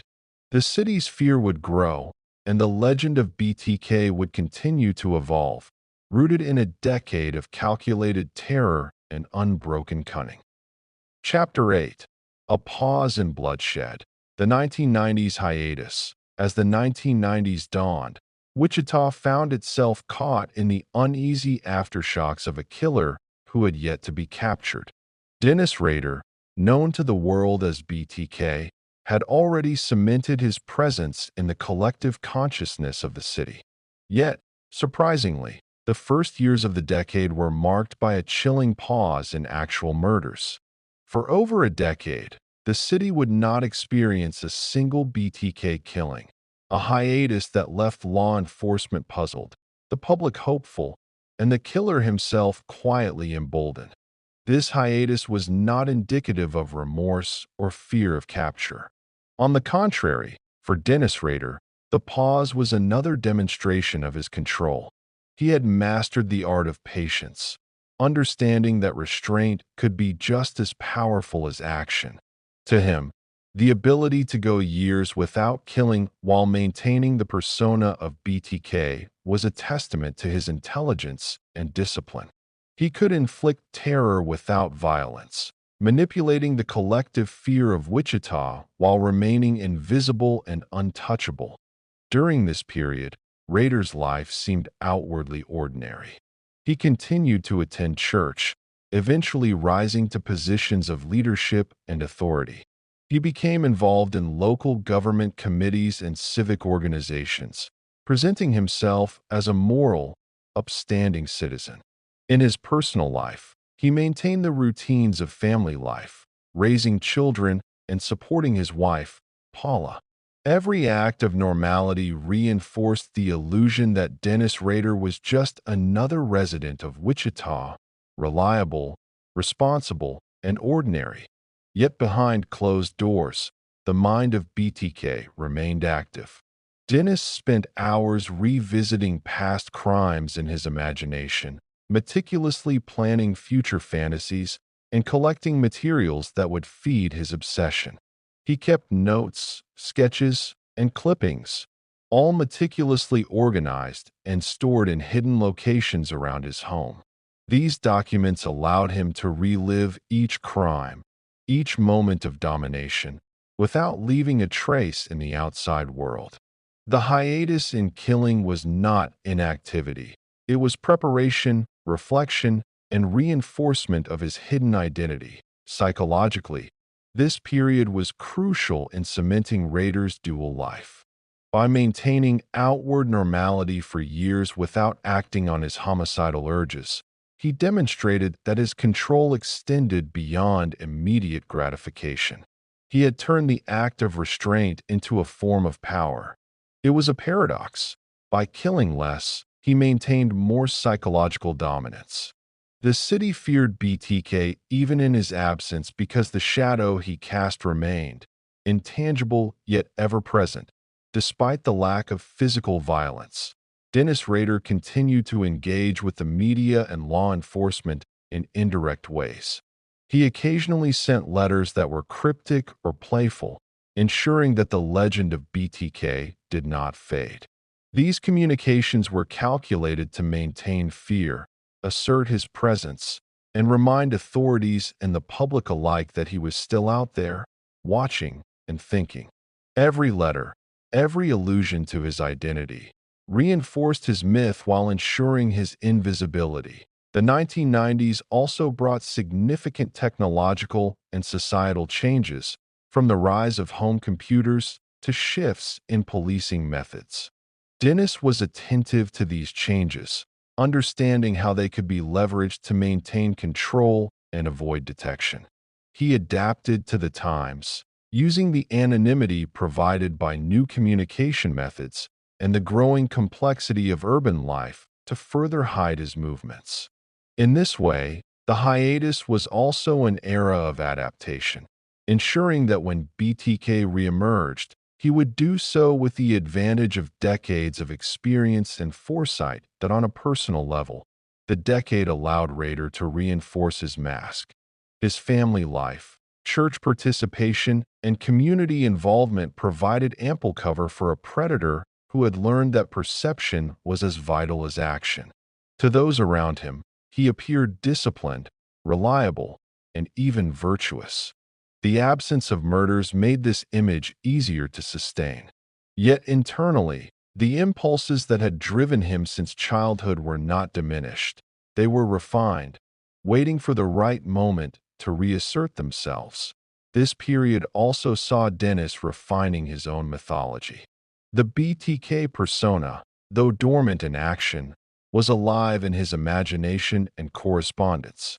He envisioned how his eventual return would be received, how fear would once again grip the city, and how he could manipulate both the media and law enforcement. The hiatus was a test of his patience, and he passed it with meticulous success. By maintaining a long-term strategy, he demonstrated that BTK was not merely a killer, but a mastermind capable of psychological dominance over time. For Wichita, the hiatus was deceptive. While the absence of murders suggested safety, the city remained under the long shadow of BTK. Residents locked doors, whispered about unsolved cases, and taught their children to be cautious. The fear of what could happen next persisted, fueled by the memories of past crimes and the knowledge that the killer had never been apprehended.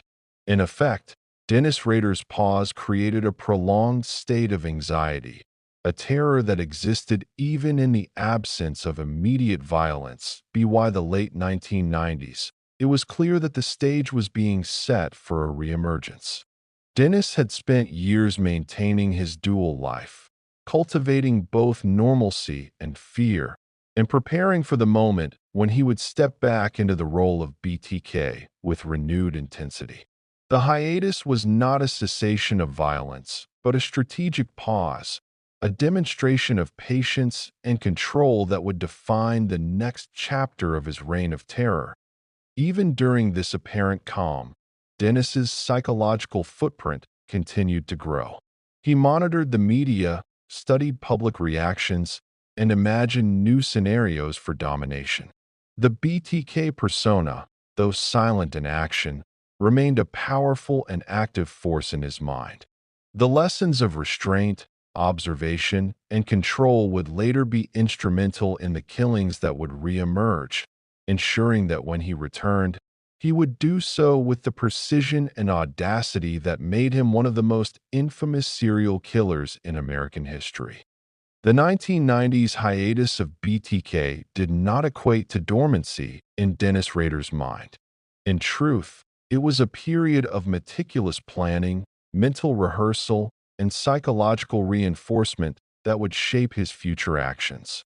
While the city of Wichita breathed a cautious sigh of relief, Rader's inner life was as active as ever, driven by fantasies, strategies, and a compulsion to maintain the dual existence that had defined his adult life.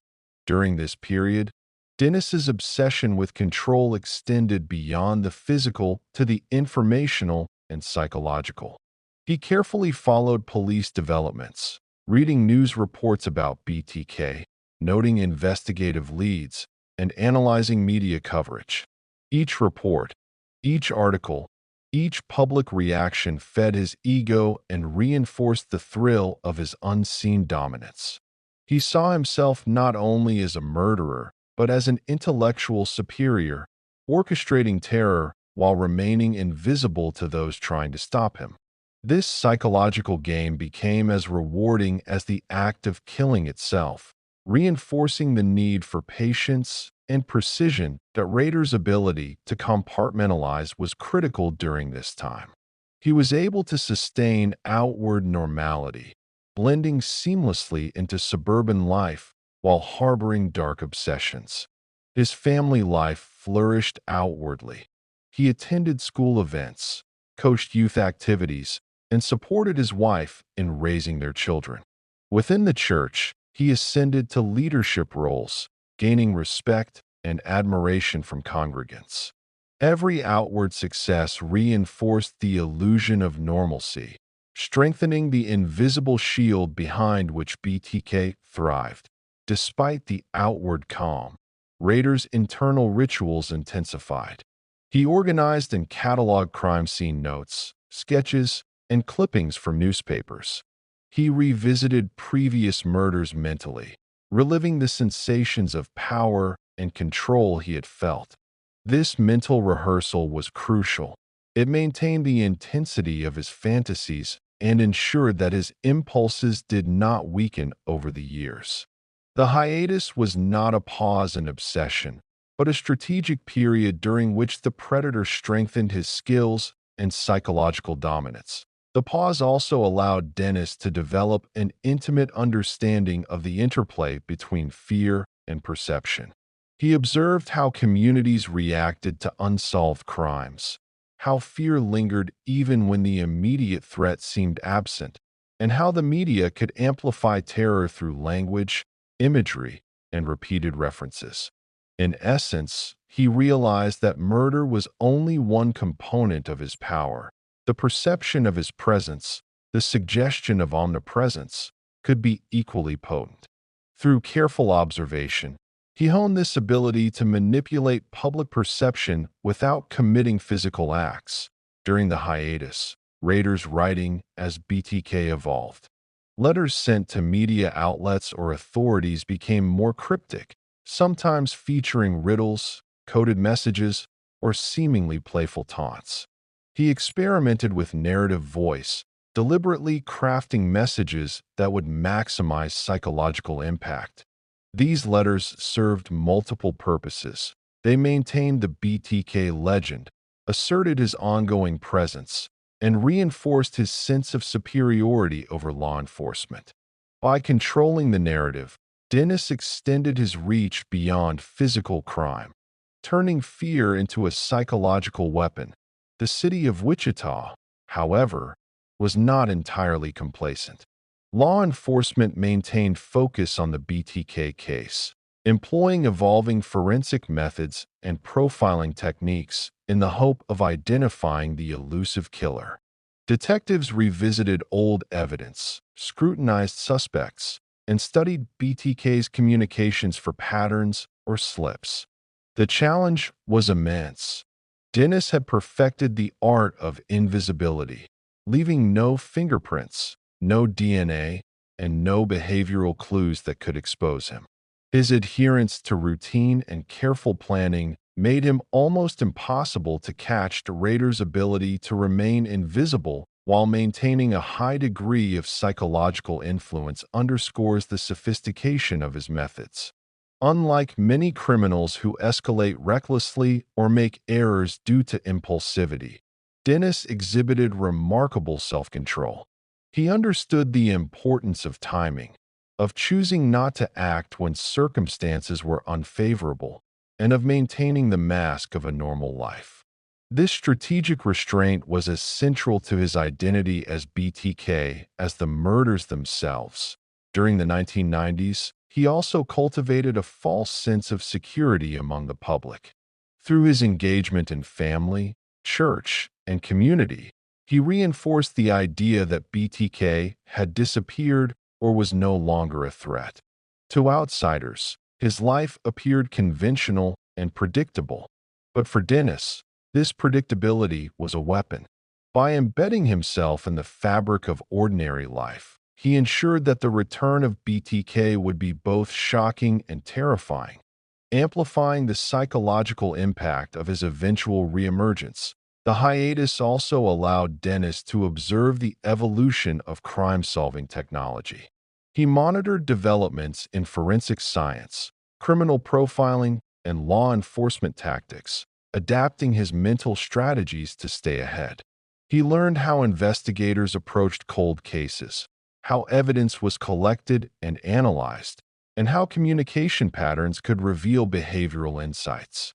By staying informed, he positioned himself to exploit weaknesses in investigative methods, ensuring that when BTK resumed activity, he could do so with an even greater advantage. By the end of the decade, the hiatus had achieved multiple objectives.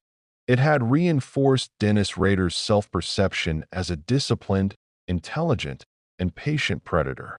It had maintained the legend of BTK, keeping the city in fear without committing new murders. And it had allowed him to refine strategies, accumulate knowledge, and psychologically prepare for the resurgence that would mark the next phase of his terrifying career. Wichita may have experienced relative calm, but in the hidden recesses of Dennis Rader's mind, the storm was merely gathering strength. The 1990s hiatus stands as a chilling testament to BTK's patience, cunning, and control. It was not a period of inactivity, but a strategic pause, a time in which the predator consolidated power, honed skills, and nurtured the legend that would terrify Wichita anew. By the close of the decade, Dennis Rader was poised for reemergence, a master of both horror and invisibility, ready to remind the world why BTK had become one of America's most infamous serial killers. Chapter 9. Reawakening. BTK returns in the 2000s. The dawn of the 2000s marked a period of uneasy calm for Wichita, yet beneath the surface, a dormant terror was stirring. Dennis Rader, having spent nearly 2 decades in a calculated hiatus, was preparing to reassert his control over the city and reclaim his identity as BTK. Bind, torture, kill. The quiet years of the 1990s had allowed him to refine his strategies, observe societal changes, and wait for the perfect moment to resume his reign of terror. While the public largely believed that BTK had vanished, Rader's mind remained a factory of dark fantasies, planning, and psychological manipulation. During the hiatus, Dennis had cultivated a mastery over invisibility, blending seamlessly into suburban life while maintaining the internal thrill of his past crimes. As the 2000s approached, he began testing the waters of his return. The first stirrings were subtle, letters sent with careful anonymity, communications that reminded authorities that the predator still lurked. These letters were unlike the earlier communications. They were designed to re-establish BTK's presence, rekindle public fear, and, most importantly, reassert his control. For Dennis, fear was a tangible power, one that could be harvested even without committing new acts of murder. The early 2000s were a decade defined by technological transformation, and Rader was keenly aware of the opportunities and risks these changes presented. The rise of the internet, the increasing reliance on digital communication, and the proliferation of media coverage created both challenges and advantages for BTK. Dennis carefully studied these developments, learning how to navigate online spaces, how to exploit anonymity, and how to manipulate the media to his advantage. He understood that reemergence required precision, just as every murder had required meticulous planning. Timing, secrecy, and impact were essential. Dennis Rader's personal life continued to provide the perfect cover. He maintained a stable home, participated actively in church leadership, and presented himself as a model citizen. His family remained unaware of the growing intensity of his fantasies and communications. This outward normality was crucial. It created the illusion of a harmless man while granting BTK the freedom to operate in the shadows. The contrast between the domestic routine and the inner life of a predator became more pronounced, highlighting the psychological sophistication that allowed him to function without detection. When he finally began sending letters again, the impact was immediate. The communications were designed to provoke, taunt, and unsettle. They referenced previous murders with intimate knowledge, demonstrating that BTK had not vanished but had been lying in wait. Each letter was carefully calibrated to instill fear while revealing only as much as he wanted. Dennis understood the power of suggestion, the unseen presence, the uncertainty of timing, and the knowledge that the predator had previously eluded capture amplified terror far beyond what a physical attack alone could achieve. The return of BTK in the 2000s also marked a shift in his psychological strategy. Whereas earlier letters had primarily been confessions and taunts, his new communications incorporated games, riddles, and challenges aimed directly at law enforcement. He was no longer content merely to instill fear. He sought to dominate the investigative process, asserting his superiority over the police. Each letter was a chess move, each hint a demonstration of intellect, and each cryptic statement a reinforcement of his invisibility. Dennis was not only a killer. He was a manipulator of perception, a conductor orchestrating terror from behind the curtain. Law enforcement, however, was beginning to catch up. Advances in forensic science, combined with improved profiling techniques, were slowly narrowing the circle of potential suspects. Police recognized that BTK's signature behavior and detailed communications indicated a methodical, organized, and intelligent individual, someone capable of long-term planning and careful deception. Yet despite their efforts, Dennis remained untouchable, a ghost moving seamlessly among ordinary citizens while carefully controlling the narrative of his own legend. The psychological tension of reawakening was, for Rader, as intoxicating as the act of murder itself. He relished the feeling of being omnipresent yet invisible, knowing that the community's fear was palpable even in his absence. Each day, he observed, monitored, and anticipated the reactions of both law enforcement and the public. The anticipation of resuming killings, combined with the intellectual dominance achieved through letters, created a feedback loop that reinforced his compulsion and obsession. It was not merely a return, it was an escalation, a reassertion of authority in both physical and psychological realms. During this period, Dennis also became increasingly adept at manipulating modern technology to facilitate his communications and maintain anonymity. Unlike earlier decades, when letters were physical and could be traced, the new era allowed him to explore methods of indirect contact, creating layers of misdirection while sustaining the BTK legend. Each move was meticulously planned to avoid detection, ensuring that he could operate with impunity. The 2000s were not a new beginning in his criminal life, but a carefully calculated resurgence, combining decades of experience with modern tools and opportunities. The reawakening also had personal dimensions. Dennis's life in Wichita, his family ties, and his church involvement were all carefully orchestrated to ensure that suspicion never fell upon him. He had learned from past experience that the key to survival was invisibility, and every aspect of his outward life reinforced this shield. Friends, neighbors, and colleagues saw nothing amiss. The predator walked among them unnoticed, carrying with him a detailed plan for resuming the cycle of terror he had perfected over decades. As the letters began to circulate, fear returned to Wichita with renewed intensity. Residents remembered the Otero murders, the chilling communications, and the unsolved nature of the crimes. The city had hoped BTK had disappeared, yet now, in the 2000s, they were forced to confront the terrifying reality. The predator had not only survived, but was ready to strike again. The reawakening of BTK was both a personal triumph for Dennis Rader and a psychological nightmare for the community that in the shadows. Dennis continued to plan. The thrill of potential domination, the meticulous orchestration of murders, and the power of anonymity created a perfect storm of anticipation. The 2000s marked the beginning of the final act of his career, a period in which every action, every communication, and every calculated move was designed to extend the reach of BTK while ensuring that the world remained unaware of the man behind the mask.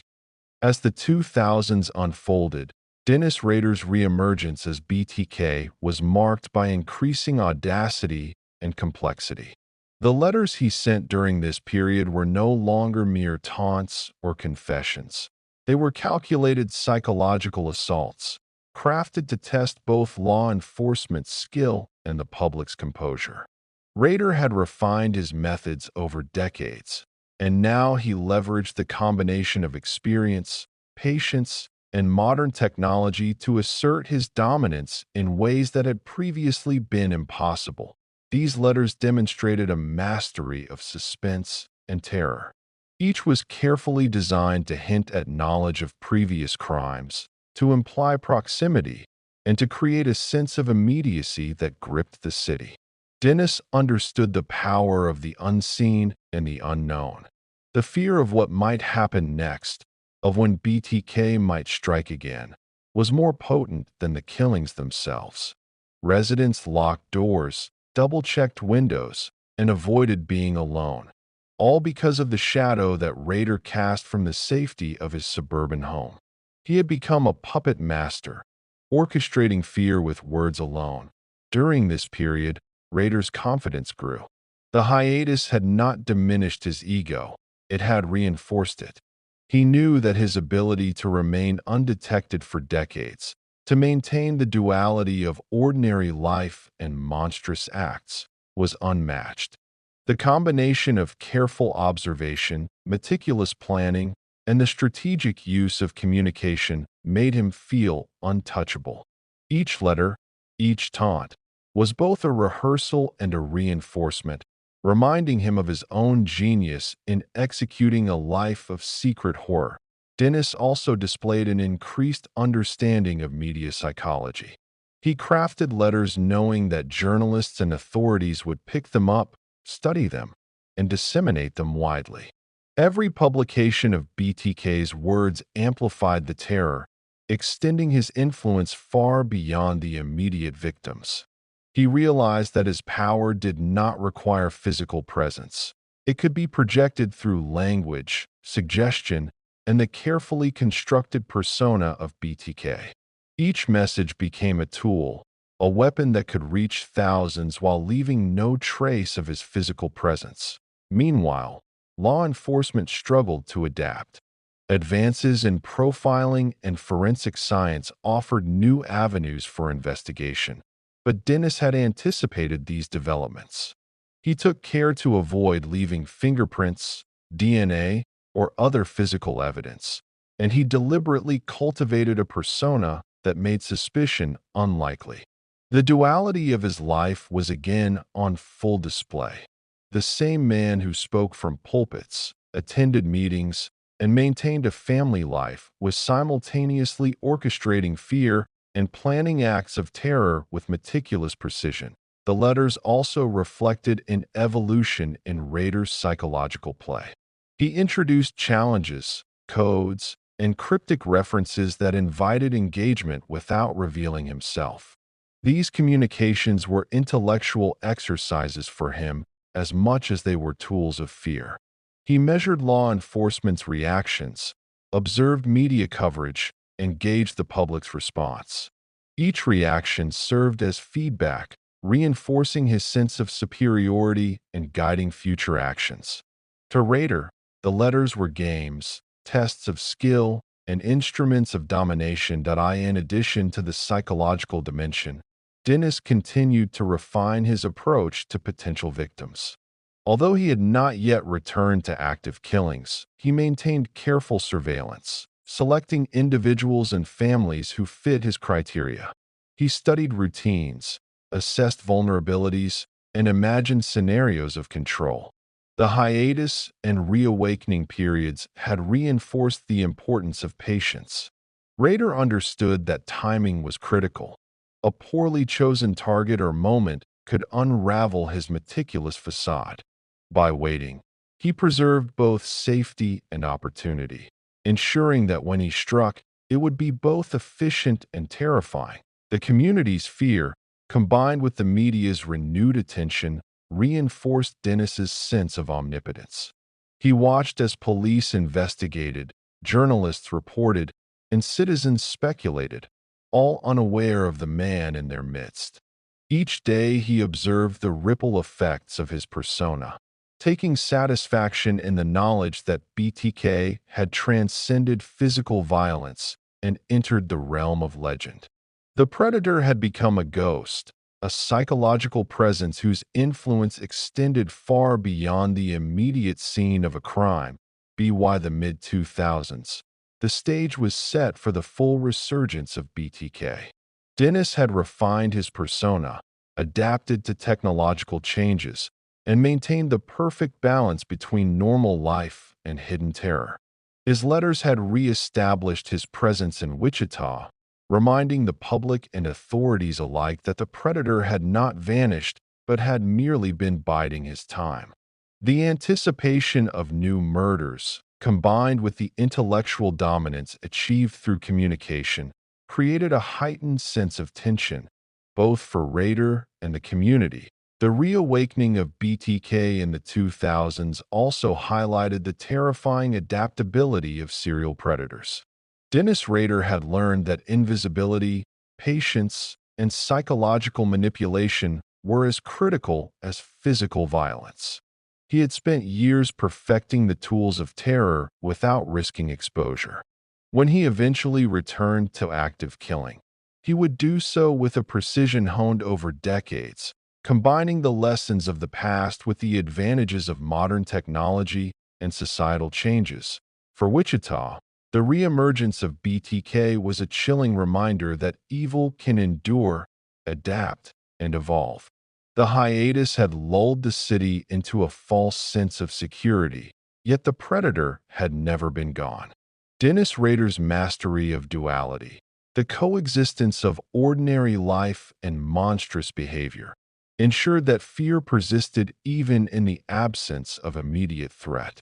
His letters, his surveillance, and his careful planning had created a shadow that stretched across the entire city, a ghostly presence that would not be forgotten. The 2000s reawakening phase would ultimately define the final chapter of BTK's career. It was a period in which psychological dominance, patient observation, and strategic communication combined to amplify terror. Dennis Rader had transformed the act of waiting into a weapon, demonstrating that a serial killer's power is not limited to physical acts but can extend into the minds, perceptions, and fears of entire communities. The legend of BTK, long dormant, had returned, calculated, refined, and more terrifying than ever. Chapter 10. The Capture. How BTK was finally caught. The capture of Dennis Rader, the man behind the moniker BTK. Bind, torture, kill, was the culmination of decades of terror, patience, and meticulous law enforcement work. By the mid-2000s, Wichita was still haunted by the specter of a serial killer whose crimes had gone unsolved for decades, and whose letters continued to sow fear. The community lived in the shadow of BTK, never knowing when or where he might strike next. Yet, despite his cunning and long history of eluding capture, a combination of technology, human error, and investigative perseverance would finally bring him to justice. Dennis Rader's return to communication in the 2000s was both his strength and his undoing. The letters he sent to media outlets and law enforcement were masterfully crafted to taunt authorities, yet they carried subtle traces of his digital presence. He had grown confident over the decades, believing himself invincible, but in the modern era, even the most meticulous predator could leave digital breadcrumbs. Rader's psychological need for recognition, to assert control, to be seen as intelligent, and to maintain the legend of BTK, ultimately led him to make critical mistakes that investigators would exploit. Law enforcement had evolved alongside technology. By the 2000s, forensic science had advanced dramatically, and digital communication left trails that could be analyzed. The Wichita Police Department, collaborating with the FBI and other agencies, began to focus on the intersection of BTK's letters, metadata, and the behavior patterns established over decades. Criminal profilers had long understood that BTK was organized, meticulous, and patient. His signature method of binding, torturing, and killing victims was accompanied by careful planning and post-crime manipulation. These traits helped narrow the profile, but pinpointing a single individual required patience and precision. One of the key breakthroughs came from the very tool Dennis had used to communicate: digital media. In 2004, BTK sent a floppy disk to the Wichita police, containing a message that appeared innocuous at first glance, but ultimately contained a crucial trace. Modern technology allowed forensic analysts to examine the disk for metadata, revealing information about the computer and user who had created the files. This single misstep, a digital fingerprint left in the pursuit of attention, became the linchpin in connecting decades of unsolved crimes to a living suspect. The digital evidence was paired with a painstaking review of historical patterns. Law enforcement re-examined crime scenes, victim profiles, and Rader's known routines. They looked at church records, employment histories, and community ties, searching for any individual whose access, opportunity, and psychological profile matched BTK's. The cumulative effect of decades of investigation, combined with modern technology, allowed authorities to narrow the focus, building a web of circumstantial evidence that began to point unmistakably toward Dennis Rader. Rader's own ego played a significant role in his downfall. His need for recognition and the thrill of taunting authorities drove him to continue sending letters, escalating the risk of capture. Each communication was a double-edged sword. While it reinforced the legend of BTK and terrified the community, it also increased exposure. In his desire to assert control over the investigation, Dennis overlooked the fact that law enforcement had grown smarter, that technology had advanced, and that even minor errors could unravel decades of careful concealment. The investigation leading to Rader's arrest was a testament to the interplay of technology and human intuition.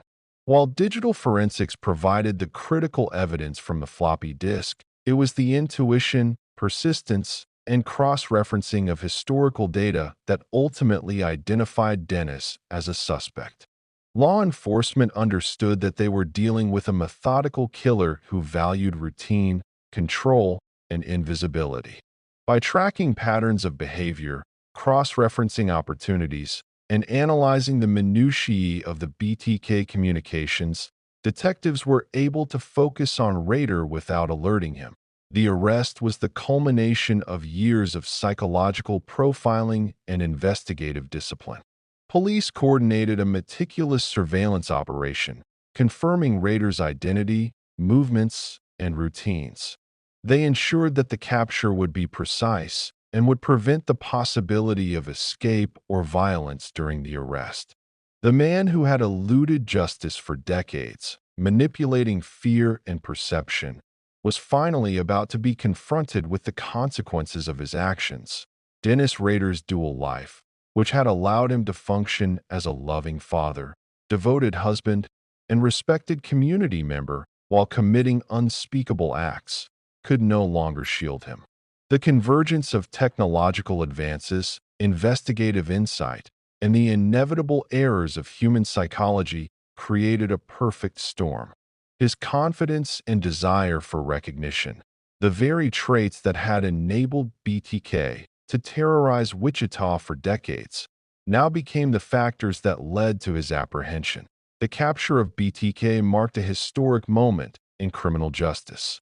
For the first time in decades, the victims' families, the city of Wichita, and law enforcement could breathe a collective sigh of relief. Yet, even in arrest, Dennis Rader remained a study in duality.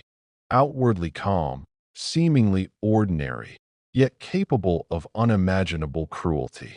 His ability to maintain a normal life while orchestrating terror had fascinated criminal psychologists, and his capture offered a unique opportunity to study the mind of a serial killer whose sophistication and patience were exceptional. In the days following his arrest, investigators were able to connect Rader definitively to multiple murders spanning decades. Physical evidence, combined with confessions and digital records, allowed authorities to close cold cases that had haunted Wichita for years. The psychological impact of his capture was profound. Families who had lived under the shadow of BTK finally gained a measure of closure, and the community's fear, once pervasive and unrelenting, began to ease. Yet the legacy of BTK would linger. Dennis Rader's crimes, letters, and decades-long evasion left an indelible mark on Wichita and the field of criminal profiling. The story of his capture illustrated the power of patience, observation, and technological adaptation in solving even the most complex cases. It also highlighted the dangerous interplay between psychological compulsion and modern technology. A predator's desire for recognition can ultimately lead to their undoing, no matter how meticulous their planning. Dennis Rader's arrest in 2005 was not a sudden act of luck, but the result of decades of cumulative investigative work, relentless persistence, and the strategic application of modern forensic technology. For years, he had eluded capture, hiding in plain sight while maintaining the dual life that defined BTK. Yet, the very traits that had enabled him to thrive, patience, meticulous planning, and a craving for recognition, now contributed to his downfall. Rader's capture serves as a case study in how psychology, technology, and human error can intersect to end a long-standing reign of terror. The investigative breakthrough came with the analysis of the floppy disk Rader sent to police. At first glance, it appeared to contain only innocuous files, but forensic experts were able to extract metadata that revealed the computer used to create the document, including a username and identifying information linked to a local church's computer system. This small but critical detail provided the first tangible connection between the anonymous BTK communications and a living suspect. In an era before ubiquitous digital surveillance, this was a revolutionary step in linking decades-old crimes to a single individual. Investigators combined this digital lead with traditional methods. They revisited unsolved cases, analyzed crime scene details, and applied behavioral profiling to narrow the field. Profiles developed over decades had described BTK as organized, intelligent, and socially adept, someone capable of integrating a normal life with a hidden life of violence. Rader fit this profile perfectly. He had long been observed as a disciplined family man, active in his church, and a reliable community member. This blending of outward normality with inner monstrosity exemplified the psychological complexity that had allowed BTK to remain free for so long. One of the critical aspects of the investigation was the understanding of Rader's compulsions. Psychologists noted that, for him, communication was almost as important as the act of killing. The letters were a way to assert dominance, relive past crimes, and interact with law enforcement on his terms. By continuing to send messages, even after decades of hiatus, he provided the very clues that ultimately led to his identification. This interplay between compulsion and caution revealed both the strength and vulnerability of his psychology. His desire to be noticed made him careless in ways that subtle investigative work could exploit. The arrest itself was executed with extreme care. Law enforcement officers had to ensure the safety of both the public and themselves, while also maintaining the integrity of the investigation. Surveillance was conducted to confirm Dennis Rader's routines, and a coordinated operation was planned to prevent any chance of escape or violent reaction. On the day of the arrest, officers approached the suburban home of a seemingly ordinary man, unaware that inside lived a serial killer who had terrorized the city for decades. The dichotomy of Rader's life, mild-mannered family man on the outside, methodical killer on the inside, reached its apex in that moment. Upon confrontation, Dennis remained calm and compliant, demonstrating the chilling composure that had characterized his life. He was aware of the significance of the moment, but his outward demeanor betrayed nothing of the decades of manipulation, domination, and terror he had inflicted. The careful duality that had allowed him to evade capture was momentarily suspended, leaving the world to confront the stark reality of BTK, a predator who had thrived under the cloak of ordinariness. After his arrest, the investigation intensified as authorities sought to connect Rader conclusively to the crimes spanning nearly 4 decades. Physical evidence, including items he had kept as mementos from past murders, combined with his confessions, closed multiple cold cases. Each confession provided insight into the meticulous planning, psychological satisfaction, and ritualistic behavior that defined BTK. Rader's reflections on his crimes offered a chilling glimpse into the mind of a serial killer who had spent years perfecting both murder and concealment. The psychological profile confirmed the extraordinary duality of Rader's life. He had managed, for decades, to compartmentalize his monstrous tendencies from his public persona. His family, church, and community had never suspected his hidden life. This compartmentalization was a hallmark of his pathology, demonstrating an ability to maintain social norms while harboring extreme deviance. For criminal psychologists, BTK represented a rare and extreme case study in the successful integration of dual identities.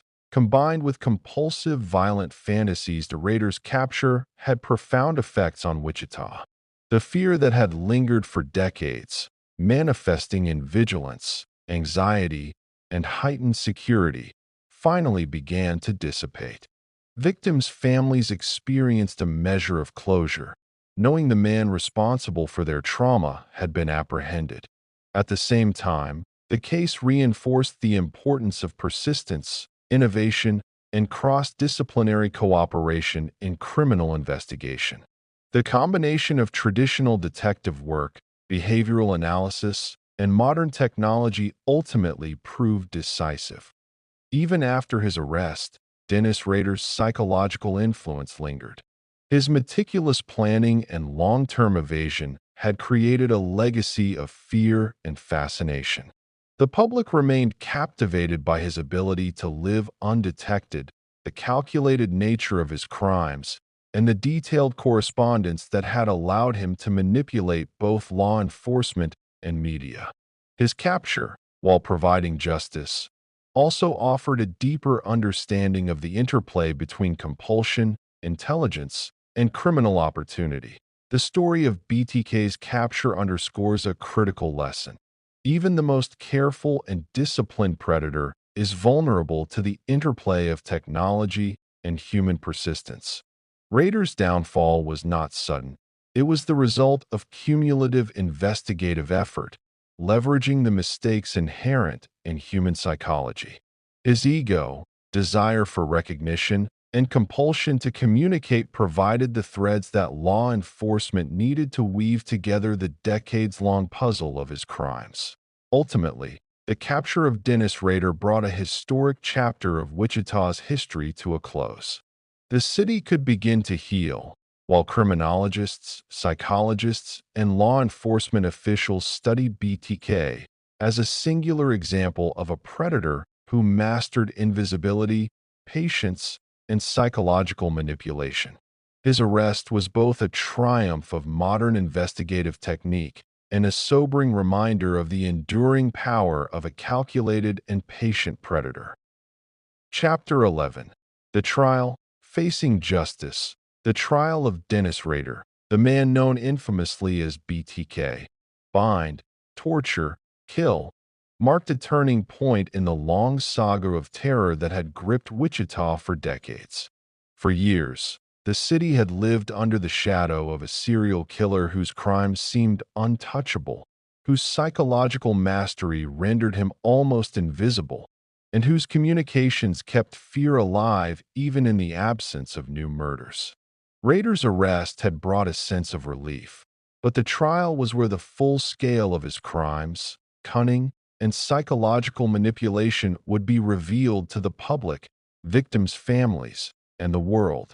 Dennis Rader's demeanor during the trial reflected the duality that had defined his life.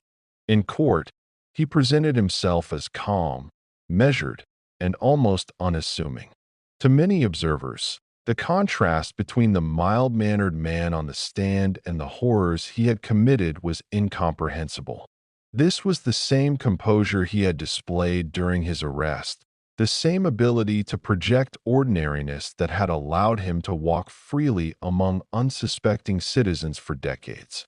His court behavior was a chilling reminder of his mastery of compartmentalization, the ability to inhabit two distinct lives simultaneously.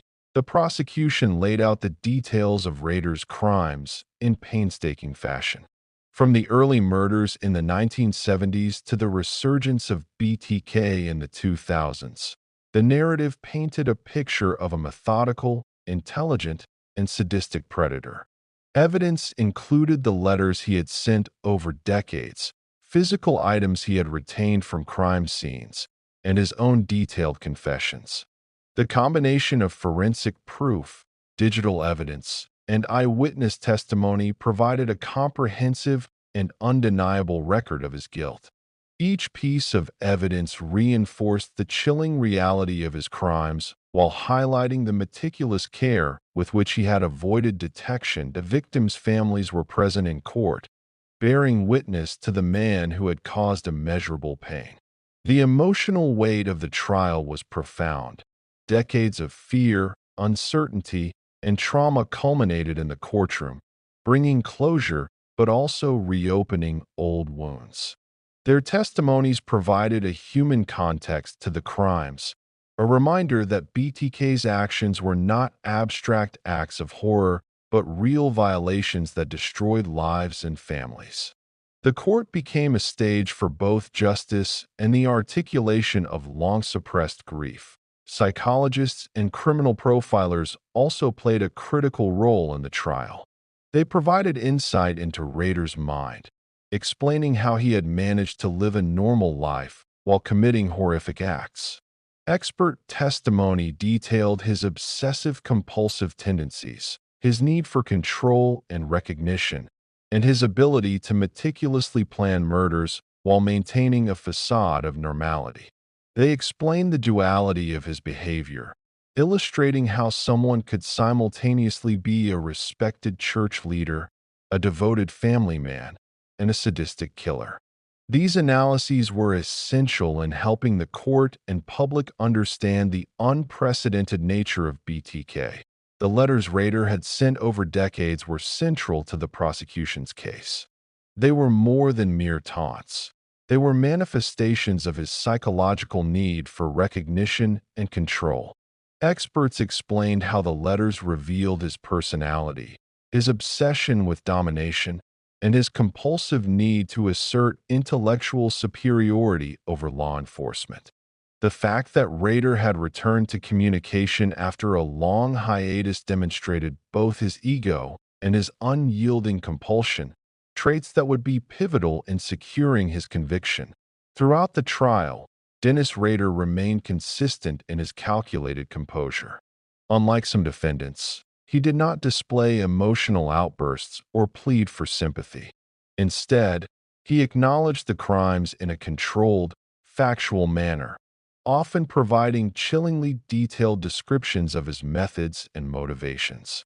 This calm confession contrasted sharply with the terror he had instilled over decades, reinforcing the image of BTK as a predator who derived satisfaction not only from killing, but from the psychological control he exerted over his victims and the community. The legal proceedings were also remarkable for the role of modern technology in connecting decades-old crimes to a single individual. Evidence derived from digital forensics, including metadata from floppy disks, was presented alongside traditional forensic materials such as bindings, tools, and crime scene documentation. This combination illustrated how modern investigative methods could bridge the gap between historical crimes and contemporary justice. Rader's trial became a landmark case demonstrating the synergy of psychological profiling, forensic science, and persistent investigation in bringing long-evaded criminals to justice. The prosecution emphasized Rader's long-term planning and strategic execution. They detailed how he selected victims based on opportunity, vulnerability, and personal traits, and how he carefully maintained a normal outward life to avoid suspicion. They also highlighted the manipulation of media and law enforcement through letters, showing how BTK's influence extended beyond the physical crime scenes to affect the broader community psychologically.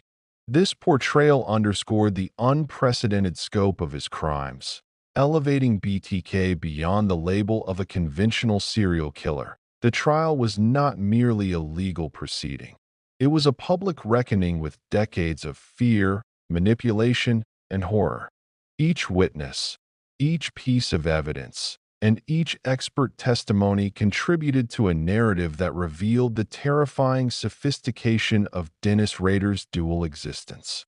For the citizens of Wichita and the families affected, the trial provided both a framework for understanding the crimes and the beginnings of closure after decades of uncertainty. By the end of the proceedings, it was clear that Rader's meticulous planning and psychological dominance had been formidable. But even the most disciplined predator is vulnerable to the intersection of technology, human intuition, and persistent investigation. The trial demonstrated that while evil can hide in plain sight for decades, the combined efforts of law enforcement, forensic science, and psychological analysis can ultimately prevail. As the trial of Dennis Rader progressed, the world watched with a mixture of fascination, horror, and relief. The courtroom became a theater where decades of fear, trauma, and suspense converged into a meticulous presentation of facts and psychological insight. Every detail, every piece of evidence, and every testimony revealed the extent of BTK's manipulation, planning, and sadistic control, emphasizing the extraordinary nature of his crimes. The prosecution continued to build a case that was both comprehensive and deeply unsettling. They presented physical evidence collected from decades-old crime scenes, including items BTK had taken as souvenirs, bindings, ropes, and other instruments used in his ritualistic killings. Each artifact served as a tangible reminder of the meticulous planning and psychological gratification Rader derived from his acts. For investigators and the public alike, the existence of these mementos was a chilling testament to the predator's need to relive and control his crimes long after the fact. Central to the trial was Rader's own testimony. He spoke in a calm, deliberate voice, explaining his actions with clinical detachment. The precision with which he recounted his methods, the selection of victims, the timing of attacks, the careful preparation of tools, and the orchestration of fear, underscored the cold, calculating nature of BTK. This demeanor was both terrifying and mesmerizing. The man who had inspired years of paranoia and terror now articulated his crimes with a composure that highlighted the chilling duality between the outwardly normal citizen and the hidden monster. Rader's letters, spanning decades, were dissected in court. They were shown not merely as communications, but as instruments of psychological warfare. Each letter was analyzed for its tone, style, and timing. Experts explained how the communications were designed to manipulate public perception, to terrorize, and to assert intellectual dominance over law enforcement. The letters also reflected his compulsive nature. Even after years of inactivity, he could not resist the urge to remind the city that BTK remained a calculating presence, always watching, always in control. Psychological experts provided detailed analyses, helping the jury understand the extraordinary complexity of Rader's mind. They described the characteristics of organized serial killers: meticulous planning, high intelligence, careful concealment, and the ability to compartmentalize deviant impulses. They also highlighted the unique combination of traits that allowed Rader to function as a respected family man and church leader while simultaneously engaging in unspeakable acts of violence.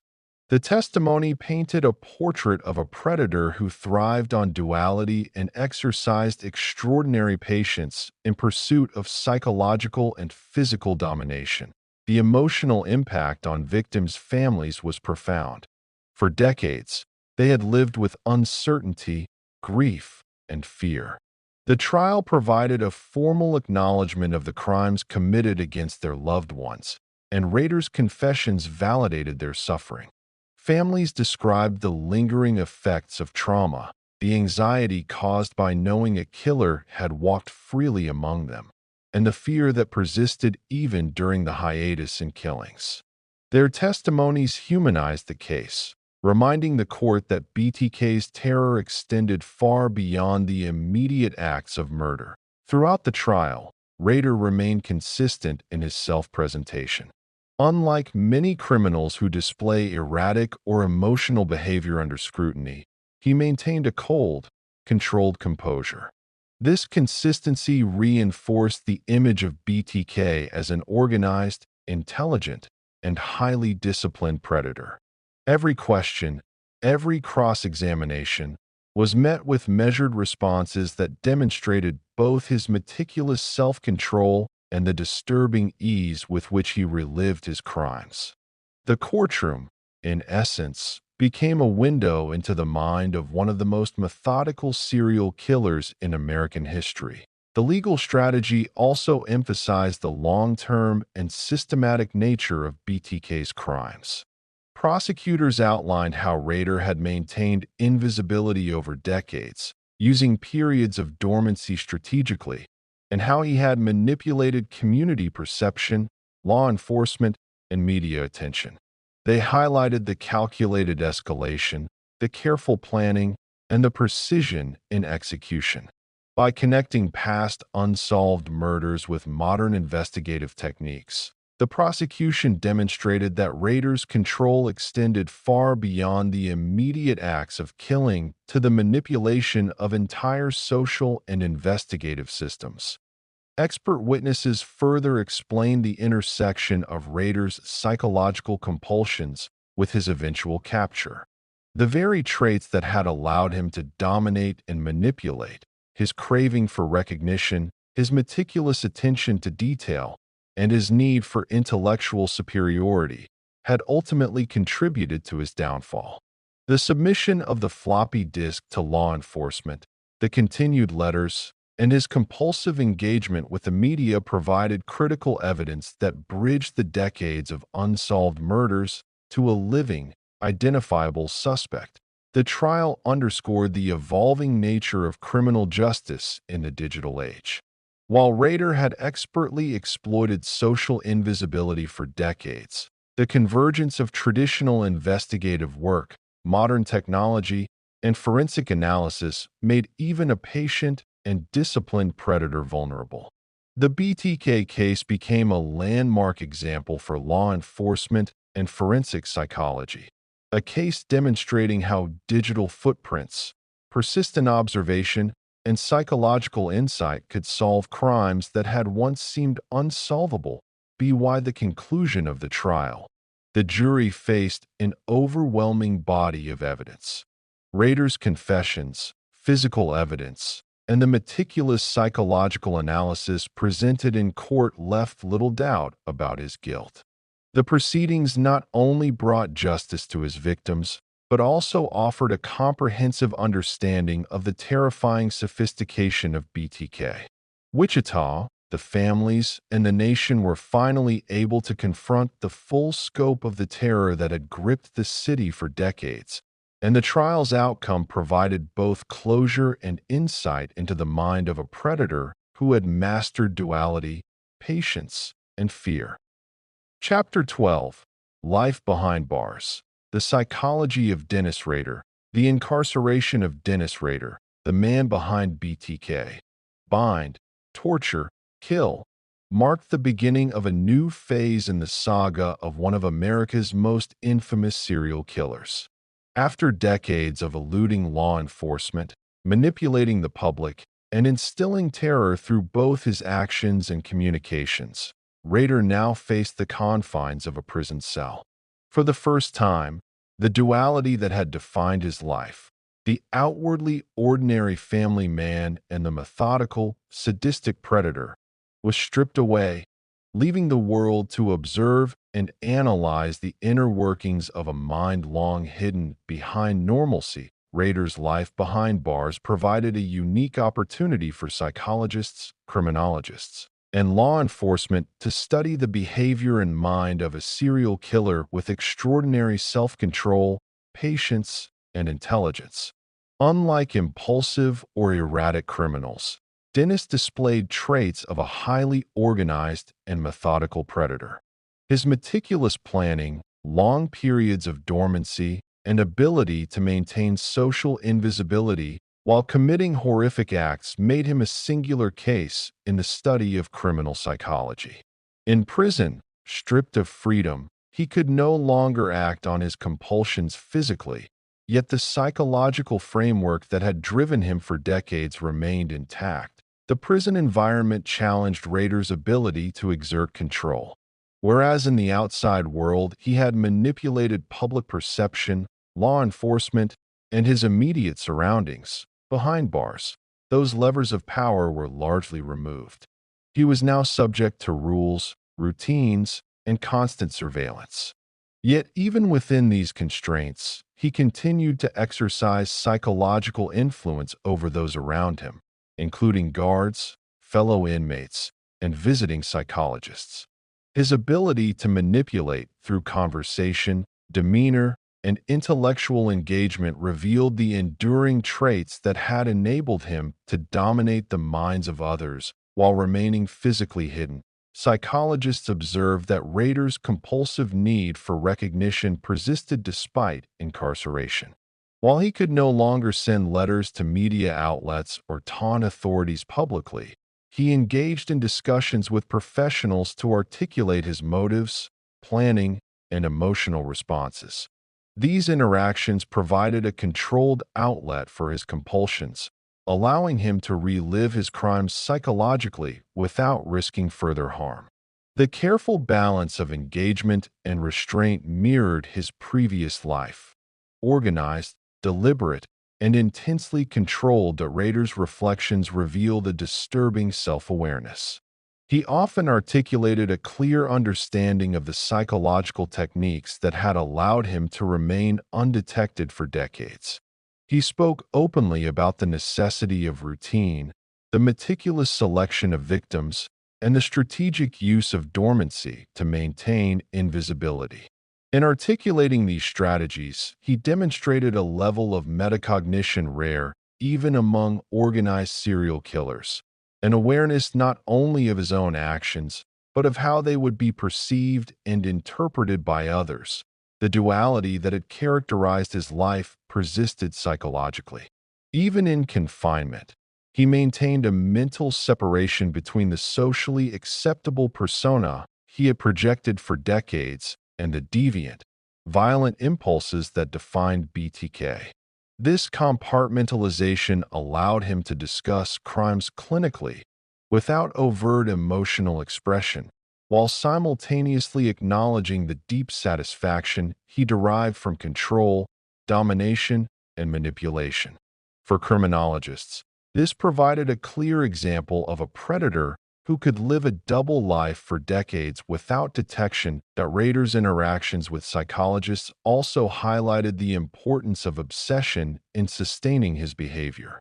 His crimes were not random acts of violence, but the culmination of decades-long fantasies, meticulous planning, and ritualistic execution. Behind bars, the inability to act physically on these impulses forced him to rely on cognitive rehearsal, memory, and narrative recounting as substitutes for direct action. This continued engagement with his compulsions underscored their centrality to his identity and demonstrated how deeply entwined his self-concept had become with the role of BTK in prison. Rader also displayed an ongoing preoccupation with control, though in a constrained environment.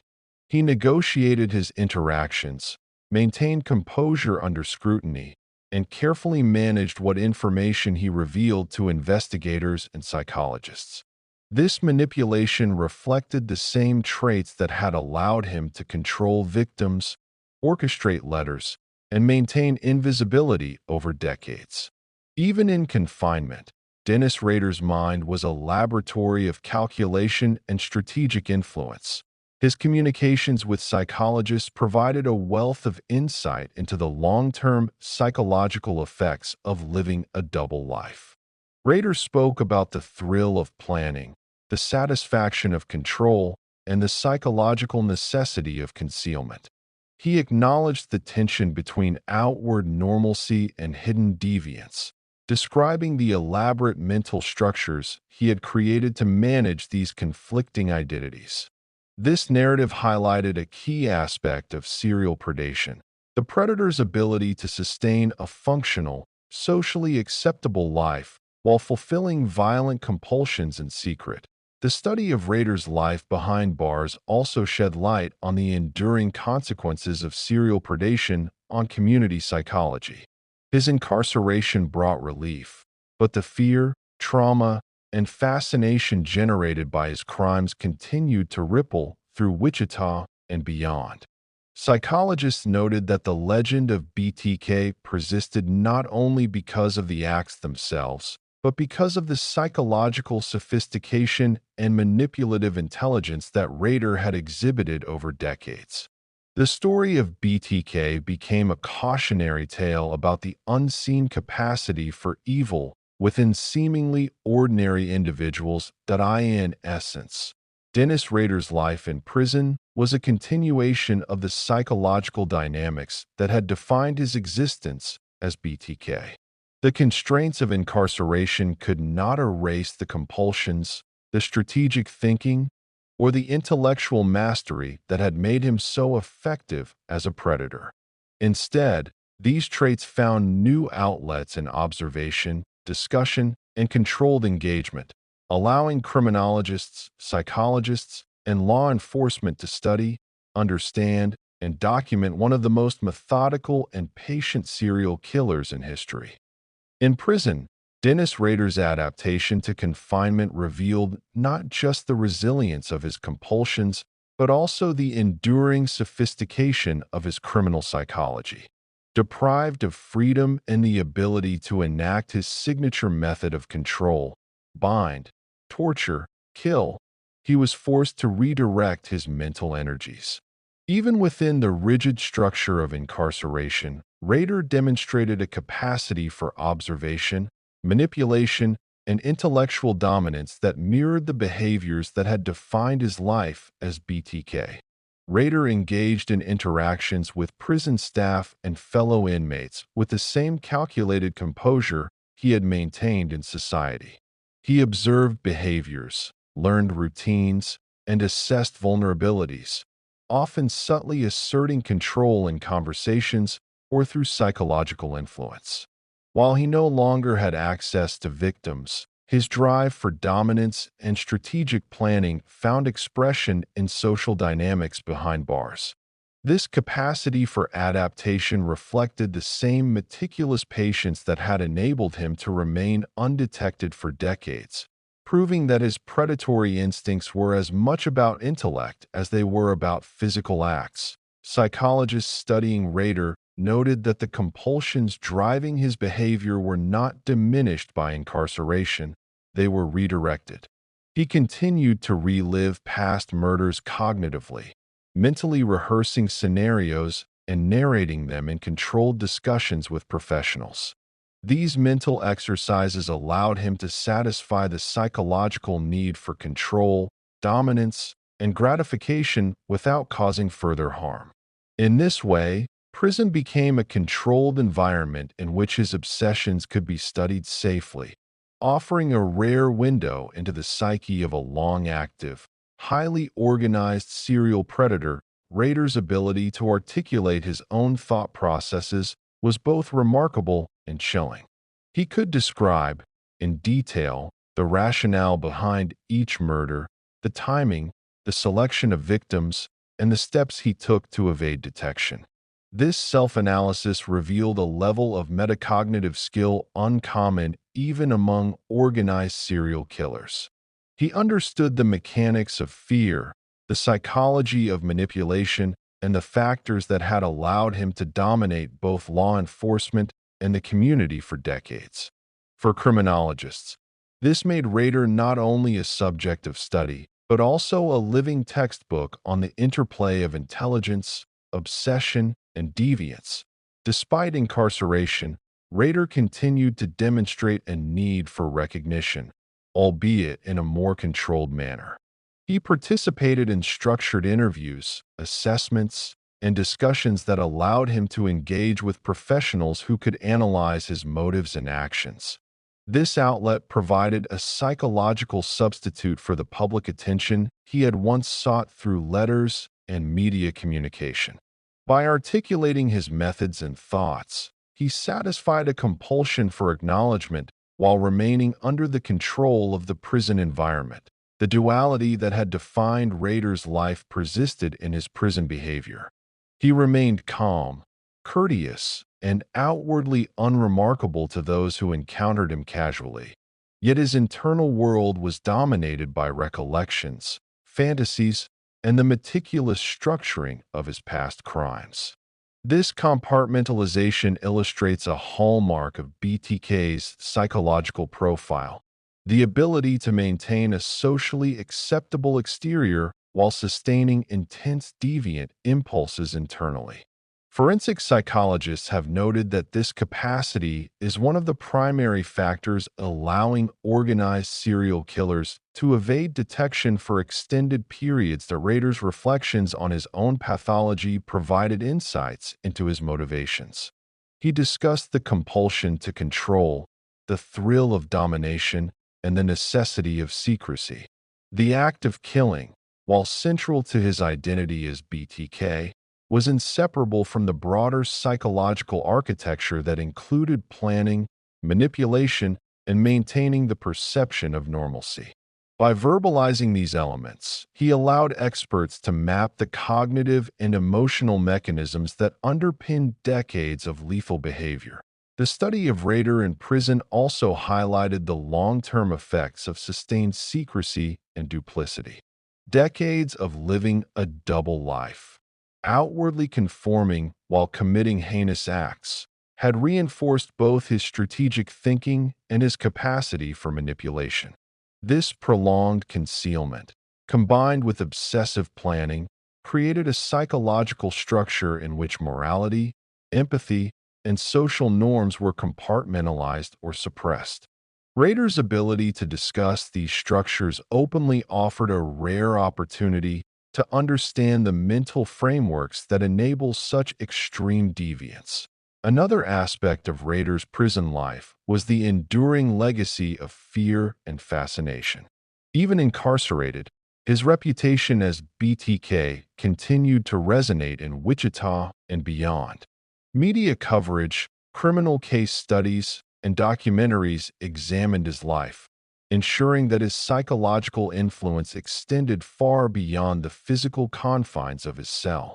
This enduring notoriety reinforced the centrality of recognition and psychological domination in his personality, illustrating that the power of a serial killer can persist in perception long after physical acts have ceased. Rader's controlled environment also allowed for the study of ritualistic behavior and obsession in the absence of opportunity.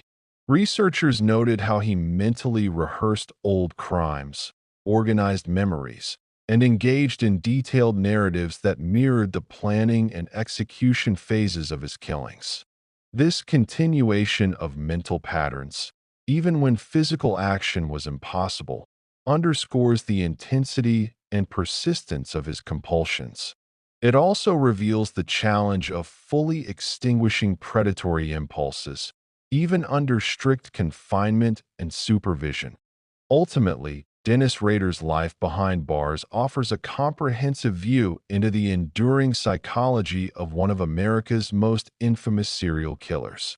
His compulsions, strategic thinking, and duality persisted despite incarceration, providing criminologists, psychologists, and law enforcement with invaluable insights into the cognitive, emotional, and behavioral mechanisms of highly organized predation. The prison environment, while preventing further harm, revealed that the mind of BTK was as active, calculating, and psychologically complex as it had been throughout decades of terror. Chapter 13: The Legacy of Terror: How BTK Changed Criminal Investigation. The crimes of Dennis Rader, better known as BTK, bind, torture, kill, left an indelible mark not only on Wichita, but also on the field of criminal investigation. His ability to operate undetected for decades, to maintain a facade of normalcy, and to manipulate both public perception and law enforcement created a unique challenge for investigators. The legacy of BTK extends far beyond his murders. It encompasses advancements in profiling, forensic technology, digital investigation, and the broader understanding of serial predation. Examining this legacy offers a window into how one predator reshaped the strategies and methodologies used to catch killers and understand deviant behavior. The defining characteristic of BTK was his extraordinary patience. Unlike impulsive or opportunistic killers, Dennis Rader demonstrated long-term planning that spanned decades. This patience allowed him to observe victims, plan crimes with meticulous detail, and maintain invisibility through periods of dormancy. For law enforcement, this level of organization presented unprecedented challenges. Traditional reactive approaches to crime solving were often ineffective against a killer who could anticipate, manipulate, and evade with such precision. BTK's methods forced investigators to reconsider the importance of pattern recognition, long-term surveillance, and psychological profiling in serial crime cases. Behavioral profiling became central to understanding BTK. Experts analyzed the pattern of murders, the selection of victims, and the ritualistic aspects of the killings to construct a psychological profile. Rader was identified as an organized, intelligent, socially competent individual with a compulsive need for control and recognition. His ability to compartmentalize, to live an outwardly ordinary life while committing horrific crimes, became a case study in duality and deception. This reinforced the value of profiling as a tool not only for apprehension, but also for anticipating future actions of high-functioning predators. That BTK's letters, sent over decades, also had a profound impact on investigative methods. These communications were more than mere taunts. They were psychological instruments that revealed insights into the killer's mind. Investigators learned to scrutinize not only the content of letters, but also their structure, tone, timing, and medium. In BTK's case, the letters ultimately provided critical evidence, including digital metadata from a floppy disk that linked decades of crimes to a living suspect. This highlighted the importance of integrating behavioral analysis with forensic technology, particularly in an era when digital tools were becoming increasingly relevant. The case also reshaped approaches to cold cases. Many of BTK's murders had gone unsolved for decades, leaving investigators frustrated and communities in fear. The eventual capture of Rader demonstrated the value of revisiting old evidence with modern methods. Crime scene photographs, physical artifacts, and historical communications were reanalyzed using contemporary forensic science, showing that new technology could uncover connections that were previously invisible. BTK's case became a template for how persistent investigation, combined with technological innovation, could solve crimes long thought unsolvable. Rader's psychological sophistication also challenged assumptions about serial killers. Many investigators had traditionally focused on the profile of socially isolated or visibly deviant offenders. BTK, however, presented a man who was outwardly successful, engaged in community and religious life, and trusted by those around him. This forced law enforcement to broaden their understanding of risk factors, emphasizing that predatory behavior could exist behind the most ordinary facades. The notion that a serial killer could blend seamlessly into society influenced subsequent profiling and investigative strategies nationwide. The BTK case also accelerated the integration of digital forensics into traditional investigative methods. The crucial evidence from the floppy disk demonstrated the power of metadata analysis. even when no overt identifiers were present. Investigators realized that communication devices, computers, and other seemingly innocuous digital media could carry critical traces of criminal activity. This realization spurred investment in digital forensic training and technology, shaping the way modern law enforcement approaches investigations involving both historic and contemporary crimes. Additionally, BTK's case influenced how law enforcement agencies communicate with the public. Rader had exploited media attention, using newspapers and television to create fear and manipulate perception. The public's response to BTK, heightened vigilance, community anxiety, and widespread media coverage demonstrated the dual role media can play in both assisting and complicating investigations. Modern investigative approaches now account for the psychological impact of media on both criminals and communities, balancing public awareness with the need to avoid exacerbating a predator's influence. The case also highlighted the importance of interagency collaboration. BTK's crimes spanned decades and required cooperation between local police, federal agencies, and forensic specialists. The coordination of behavioral profiling experts, digital forensic analysts, and investigative officers provided a comprehensive approach that was ultimately critical in linking Rader to his crimes. This collaborative model has since become a cornerstone of handling complex serial cases, emphasizing the need for integration across disciplines. That BTK's enduring psychological influence became another facet of his legacy.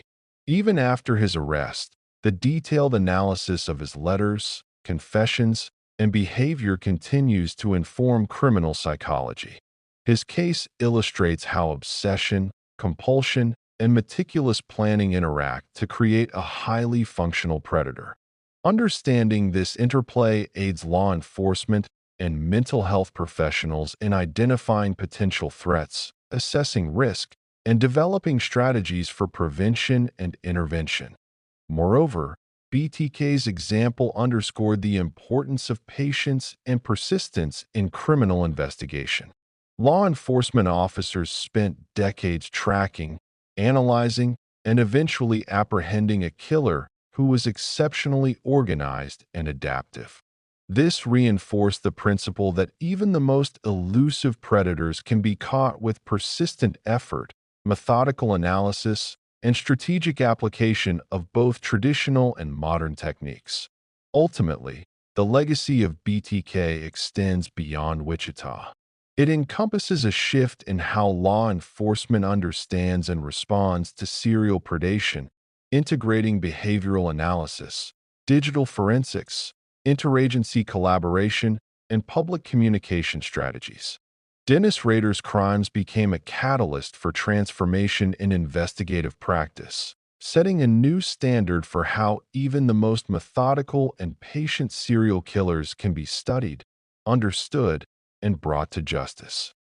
The second part of BTK's legacy lies in the lessons learned about the psychology of control and manipulation, which have profoundly influenced criminal investigation practices. Dennis Rader was not merely a killer. He was a master of psychological influence. His crimes demonstrated that a predator's power extends far beyond physical violence. It resides in the ability to instill fear, manipulate perception, and control narratives over decades. Law enforcement agencies studying BTK realized that understanding the mind behind the crime is just as crucial as analyzing the physical evidence. Rader's case forced investigators to consider the long-term consequences of serial predation on communities. Wichita had experienced a culture of fear for decades, with residents altering behaviors, avoiding routine activities, and living with heightened vigilance. The BTK case highlighted that the impact of a serial killer is psychological, social, and cultural, not merely physical. For law enforcement, this meant that addressing serial crimes required more than capturing the perpetrator. It necessitated understanding the broader societal effects, managing public communication, and offering support to affected communities. The meticulous planning exhibited by Rader also reinforced the importance of studying patterns over time. Each BTK crime followed a sequence of preparation, execution, and post-crime behavior. While individual murders could appear isolated, the patterns, including victim selection, timing, and communication methods, were consistent and revealing. Investigators learned that connecting seemingly disparate crimes required a combination of historical analysis, behavioral profiling, and data-driven scrutiny. BTK's pattern-based approach has since informed modern methodologies for tracking and predicting serial offender behavior. That Rader's exploitation of media attention also became a key study point. He understood that fear could be amplified through newspapers, television, and community networks. By sending letters, sharing cryptic details, and engaging indirectly with media coverage, BTK extended his psychological influence far beyond the immediate victims. Modern investigative strategies now emphasize media management, public awareness campaigns, and controlled disclosure to prevent predators from using publicity as a weapon. BTK's manipulation of perception provided a cautionary lesson in how information can become a tool of control for criminal actors. The digital aspect of BTK's capture reshaped forensic investigation. The discovery of metadata on a floppy disk linked decades of murders to Rader and highlighted the growing significance of technological evidence. Even minimal digital traces can provide critical leads, and investigators learned to integrate cyberforensics with traditional crime-solving methods. This convergence has influenced not only serial killer investigations, but also broader criminal justice practices, demonstrating that technology can bridge historical cases with modern accountability. The duality of Rader's life also transformed risk assessment and behavioral profiling. Law enforcement realized that serial predators could exist within socially integrated roles, challenging assumptions that dangerous offenders are easily identifiable. Rader's ability to function as a father, husband, church leader, and community member forced a reevaluation of how risk is assessed in the context of social conformity. Modern profiling now considers the possibility of high-functioning, socially adept offenders who conceal deviant behavior while maintaining outwardly normal personas. The psychological analysis of Rader provided key insights into the compulsive nature of serial predation. He demonstrated that the act of murder was intertwined with the fulfillment of obsessive fantasies, the exertion of control, and the satisfaction of long-standing psychological needs. Investigators and psychologists learned that even when a killer is inactive physically, their mental rehearsal and cognitive engagement with past crimes remain potent. This understanding has informed strategies for both profiling and intervention, emphasizing the enduring mental processes of organized offenders. Rader's manipulation of law enforcement over decades also influenced investigative training. BTK's letters, taunts, and calculated dormancy highlighted how a predator can test the limits of patience, perception, and procedural diligence. Investigators studying his behavior now emphasize the importance of analyzing communication, predicting psychological reactions, and remaining vigilant to subtle behavioral cues. BTK's ability to exploit investigative assumptions underscored the need for critical thinking, adaptive strategies, and continuous learning in criminal justice professions. The BTK case also emphasized the value of collaboration across disciplines.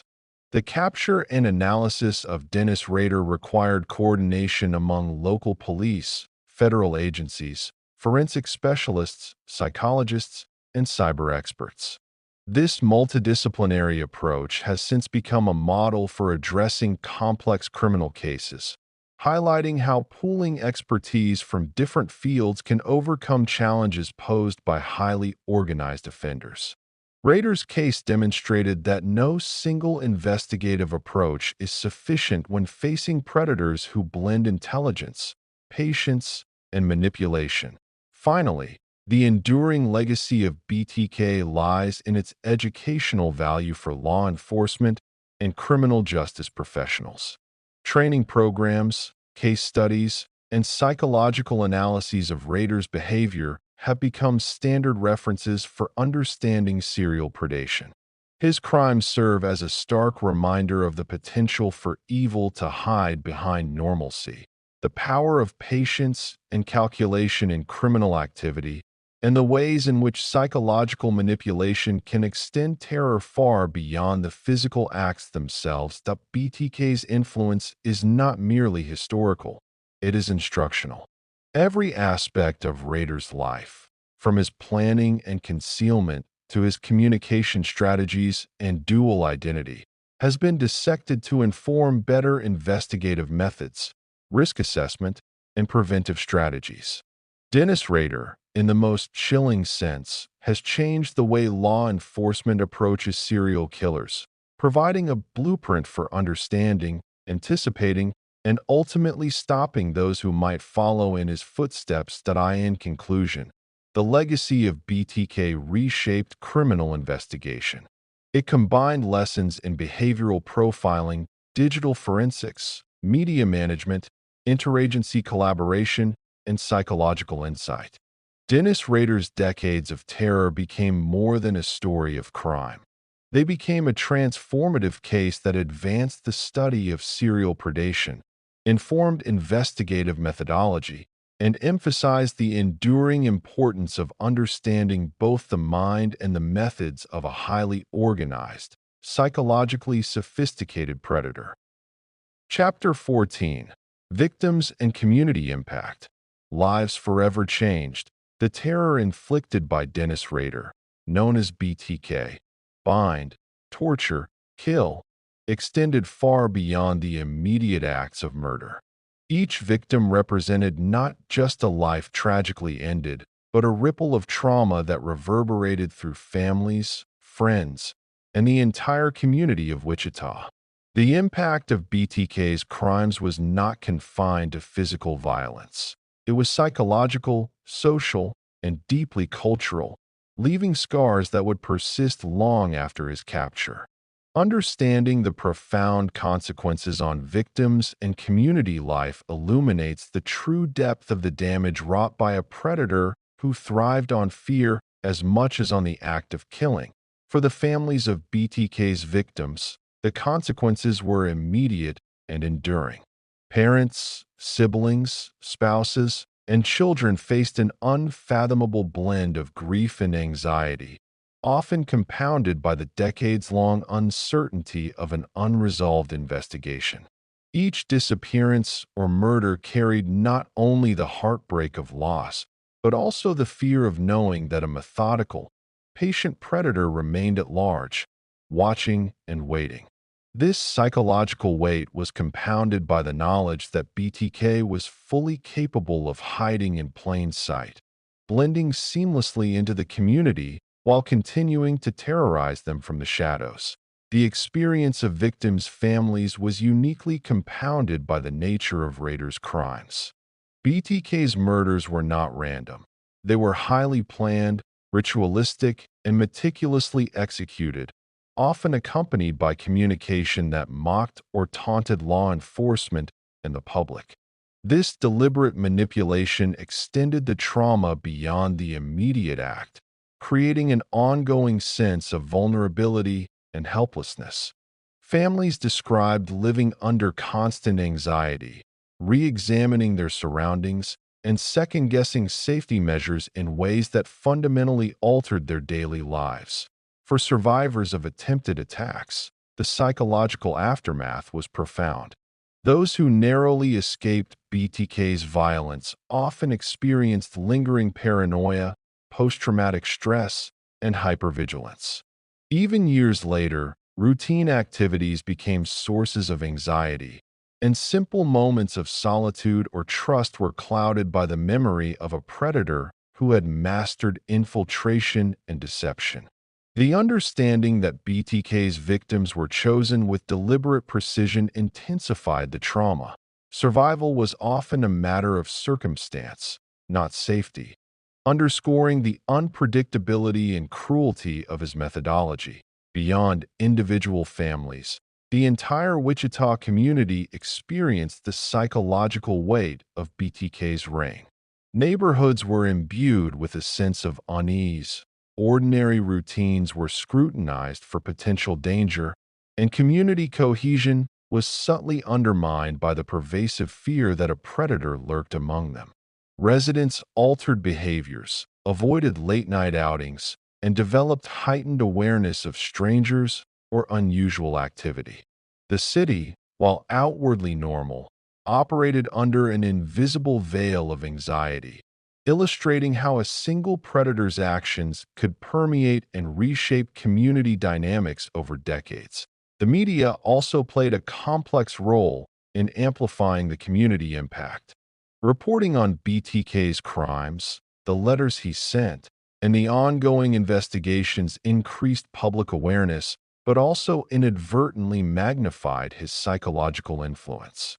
Rader's meticulous engagement with the media allowed him to manipulate public perception, ensuring that fear remained a constant presence. For the community, this meant that terror was not only immediate and personal, but also mediated through headlines, television reports, and public speculation, further reinforcing the sense of vulnerability and powerlessness. The lasting psychological effects on victims' families and the community were compounded by the decades-long hiatus between murders and communications. The unpredictability of BTK's activity, periods of silence punctuated by letters or renewed crimes, created a lingering state of hyper-awareness. Families could never fully relax, and the broader community continued to operate under an unspoken tension. The long-term uncertainty made recovery and closure difficult, illustrating the insidious ways in which a serial predator can extend harm beyond the physical acts themselves. The intimate nature of Rader's crimes, often committed within the perceived safety of the victims' homes, amplified the sense of violation. Personal spaces, traditionally associated with comfort, security, and family, became sites of terror. This erosion of safety within the domestic sphere contributed to the lasting anxiety experienced by survivors and families, highlighting the deeply invasive nature of BTK's methodology. The home, a sanctuary, was transformed into a potential stage for violence, fundamentally altering the psychological landscape of victims and their loved ones. Community response to BTK was multifaceted. On one hand, fear and caution dominated public life. On the other, collective resilience emerged as residents sought to protect one another and reclaim a sense of safety. Neighborhood watches, public safety initiatives, and increased communication with law enforcement became essential coping mechanisms. These adaptations illustrate how communities respond to prolonged predatory threats, balancing vigilance with the need to maintain normalcy and social cohesion. The victims' families also engage with advocacy, sharing their experiences to promote awareness and support for crime prevention and victim services. Their voices became critical in shaping public understanding of the psychological and social impact of serial predation. Through interviews, public statements, and engagement with media and law enforcement, families transformed personal tragedy into a broader educational and preventative effort, ensuring that the lessons of BTK's crimes extended beyond individual trauma.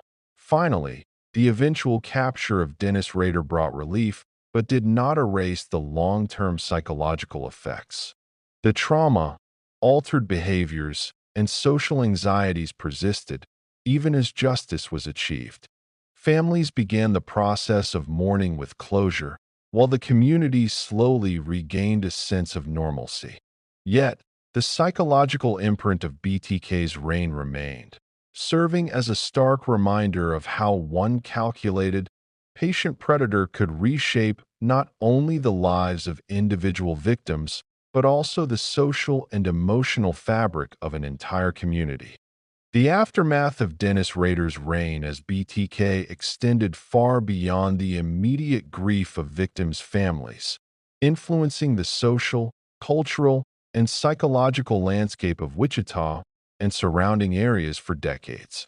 While his physical acts of violence had ceased with his capture, the intangible effects of fear, distrust, and hypervigilance remained deeply ingrained. Understanding the broader societal impact of BTK provides insight into the enduring power of psychological terror and the ways in which communities rebuild after prolonged exposure to predatory behavior. One of the most profound effects was the transformation of daily life. Ordinary routines, walking alone at night, answering the door to strangers, leaving children unattended, became sources of anxiety. Residents, particularly those with young families, developed heightened awareness and adopted defensive behaviors that persisted even after Rader's arrest. Communities organized neighborhood watches, coordinated with local law enforcement, and increased vigilance in public spaces. The social fabric was subtly reshaped, illustrating how prolonged exposure to predation can normalize suspicion and alter communal interactions. The psychological footprint extended into education and workplace environments as well. Children grew up with the stories of BTK looming over their formative years, while adults shared collective anxiety and trauma in workplaces, churches, and public gatherings. Teachers, parents, and community leaders often found themselves balancing the need to educate and protect, cultivating a climate in which caution was prioritized over openness. Even community celebrations and public events were shadowed by an underlying awareness of vulnerability, highlighting the pervasive reach of a serial predator's influence that victims' families experienced multigenerational effects. The trauma of losing a loved one to BTK, coupled with years of fear and uncertainty, created complex emotional legacies. Siblings, children, and extended family members often reported heightened anxiety, difficulty trusting others, and an enduring need for control over personal environments. The impact was both emotional and behavioral, influencing choices ranging from living arrangements to career paths, relationships, and even patterns of social interaction. For many, the presence of BTK was not just historical. It was an ongoing psychological reality that shaped life decisions long after the crimes themselves. The community's response to BTK also highlighted resilience. While fear dominated initially, shared experiences and collective coping mechanisms emerged over time. Public forums, support groups, and community counseling programs were established to address trauma and provide tools for rebuilding a sense of security. Families found solidarity in one another's experiences, sharing strategies for coping, remembrance, and advocacy. This collective healing process underscored a key dimension of the social impact. While predation can fracture communities, shared efforts to confront trauma can foster resilience and unity. The BTK's crimes also left an indelible mark on local law enforcement. Officers and detectives involved in the decades-long investigation carried the weight of the cases, learning firsthand the challenges of pursuing a highly organized, patient, and intelligent predator. The case forced law enforcement to adapt strategies, develop specialized units, and incorporate psychological profiling and digital forensics into routine investigative procedures. For the broader public, this evolution became a source of reassurance, a demonstration that the lessons of BTK's reign were being institutionalized to prevent similar failures in the future. The media, which had played a dual role during BTK's activity, continued to influence the community post-capture. Coverage of Rader's trial, confessions, and incarceration revived memories of fear, but also served as a mechanism for communal processing. Documentaries, interviews with victims' families, and analyses by criminologists provided the public with a structured narrative to make sense of the terror. Media narratives emphasized not only the horror of the crimes, but also the triumph of persistence, investigation, and eventual justice. These stories helped the community reconcile with the past while acknowledging the enduring complexity of trauma that Rader's manipulation of perception also had lasting implications for trust. Friends, neighbors, and colleagues of his were forced to confront the reality that the seemingly ordinary man among them had been a remorseless killer. This revelation challenged assumptions about intuition, judgment, and social perception, leaving a lingering wariness in social interactions. Communities had to learn to rebuild trust while recognizing that appearances alone cannot guarantee safety. The BTK case reinforced the importance of vigilance, verification, and awareness in both personal and communal contexts. Educational and preventative programs emerged as a direct response to BTK's legacy. Schools and community organizations developed curricula and workshops aimed at teaching safety, awareness, and the recognition of suspicious behavior. Law enforcement also leveraged the case as a teaching tool, illustrating the importance of pattern recognition, behavioral analysis, and persistence in solving complex crimes. By converting a dark chapter into a learning opportunity, the community transformed the legacy of terror into one of education and preparedness. Psychologically, the community learned to navigate the tension between fear and normalcy. Residents had to reconcile the knowledge that evil could exist undetected with the need to engage in daily life without perpetual anxiety. This balance was neither immediate nor simple. It required deliberate effort, dialogue, and structured support systems. Over time, the city of Wichita adapted, cultivating resilience while maintaining awareness, demonstrating how communities recover and transform after exposure to prolonged, calculated terror. Ultimately, the legacy of BTK on victims and the community underscores the multidimensional impact of serial predation. The crimes of Dennis Rader extended far beyond the immediate victims, reshaping behaviors, social norms, and communal psychology. Families lived with profound grief and long-term trauma, while the broader community experienced an enduring sense of vulnerability and the need for vigilance. Yet, through collective coping, education, and structured support, the city began to heal, transforming fear into resilience and turning the lessons of terror into tools for safety, understanding, and prevention. Chapter 15. Reflections. Understanding Dennis Rader and the Nature of Evil. The life and crimes of Dennis Rader, the BTK killer, forced society to grapple with the unsettling question of how extraordinary evil can exist behind an ordinary facade. For decades, he lived among family, friends, and community members as a seemingly unremarkable man, attending church, volunteering, and maintaining a stable career. Yet, beneath this veneer of normalcy lurked a mind capable of calculated, ritualistic murder. Understanding Rader's actions, his psychology, and the profound implications of his crimes requires a multidimensional examination of human behavior, morality, and the nature of evil itself. That Rader's dual life is a stark example of compartmentalization, a psychological process in which contradictory aspects of personality coexist without conflict in the external presentation. To the public, he was a loving father, a conscientious employee, and a respected member of his church. To himself, he was BTK, a methodical predator who meticulously planned, executed, and relived acts of violence. This separation was so complete that it allowed him to function effectively in society while satisfying his deviant compulsions in secret.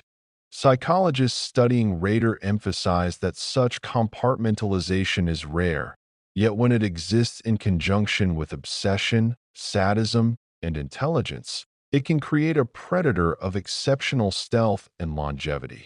Central to understanding Rader is the concept of control. His need for dominance extended beyond physical acts of killing to psychological manipulation and the orchestration of fear.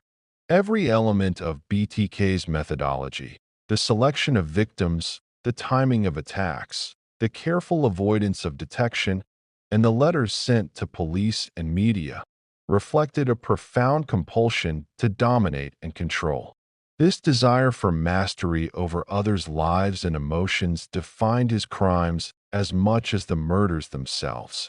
For experts, Rader exemplifies a pattern in which the act of murder is inseparable from the act of psychological assertion, highlighting the interplay of intellect, obsession, and cruelty. That Rader's crimes also highlight the significance of ritual in serial predation. Each murder was not merely an impulsive act of violence. It followed a carefully constructed sequence.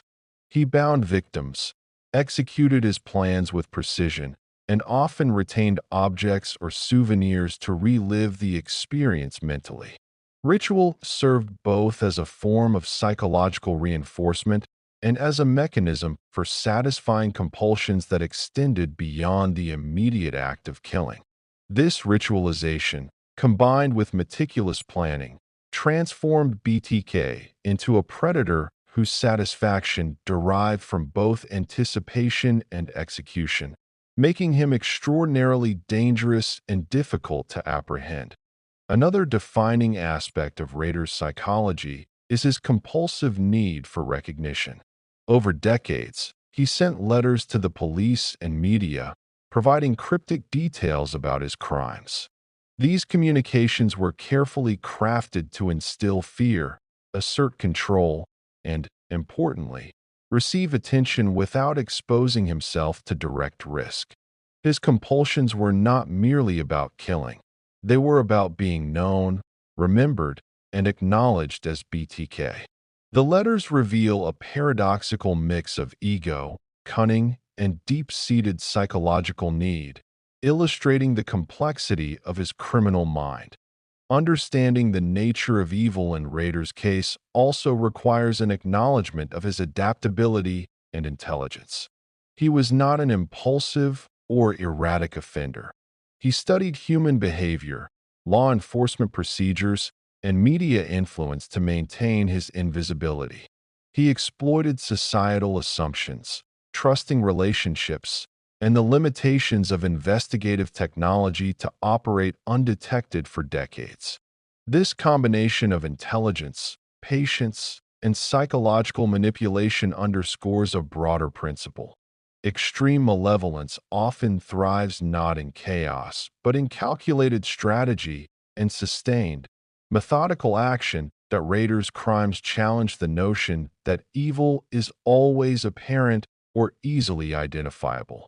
He exemplifies what psychologists term high-functioning predatory behavior, in which the offender maintains outward normalcy while harboring deviant, violent compulsions. Such individuals are often indistinguishable from ordinary citizens, making detection extraordinarily difficult. The BTK case illustrates that societal intuition alone is insufficient. Understanding patterns, behavioral tendencies, and psychological motives is essential for identifying threats and protecting communities. The reflections on BTK also extend to the moral and philosophical realm. Rader's capacity for repeated, deliberate violence forces us to confront uncomfortable questions. How can someone live a life seemingly indistinguishable from ordinary people while committing acts that violate fundamental ethical norms? What psychological or environmental factors contribute to the emergence of such extreme malevolence? How does society recognize, respond to, and prevent the recurrence of such hidden evil? These questions are as relevant today as they were during the height of his crimes, shaping discourse in criminal psychology, ethics, and law enforcement. That Rader's eventual capture and incarceration provide an important counterpoint to these reflections. While his crimes were horrific, the persistence, ingenuity, and collaboration of law enforcement ultimately brought him to justice. The investigation underscored the importance of patience, evidence-based approaches, behavioral profiling, and technological integration. BTK's apprehension is a reminder that even the most cunning and patient predators can be held accountable, providing both closure for victims' families and a broader lesson for the study of crime and human behavior. Finally, Dennis Rader's story reminds us that understanding evil is not merely an academic exercise. It has practical, societal, and ethical implications. By studying his methods, psychology, and impact, society gains insight into preventing similar tragedies, protecting vulnerable populations, and advancing investigative techniques. His life as BTK offers a sobering lens through which to examine the extremes of human behavior, a case study in obsession, manipulation, and the chilling capacity for cruelty masked by normalcy.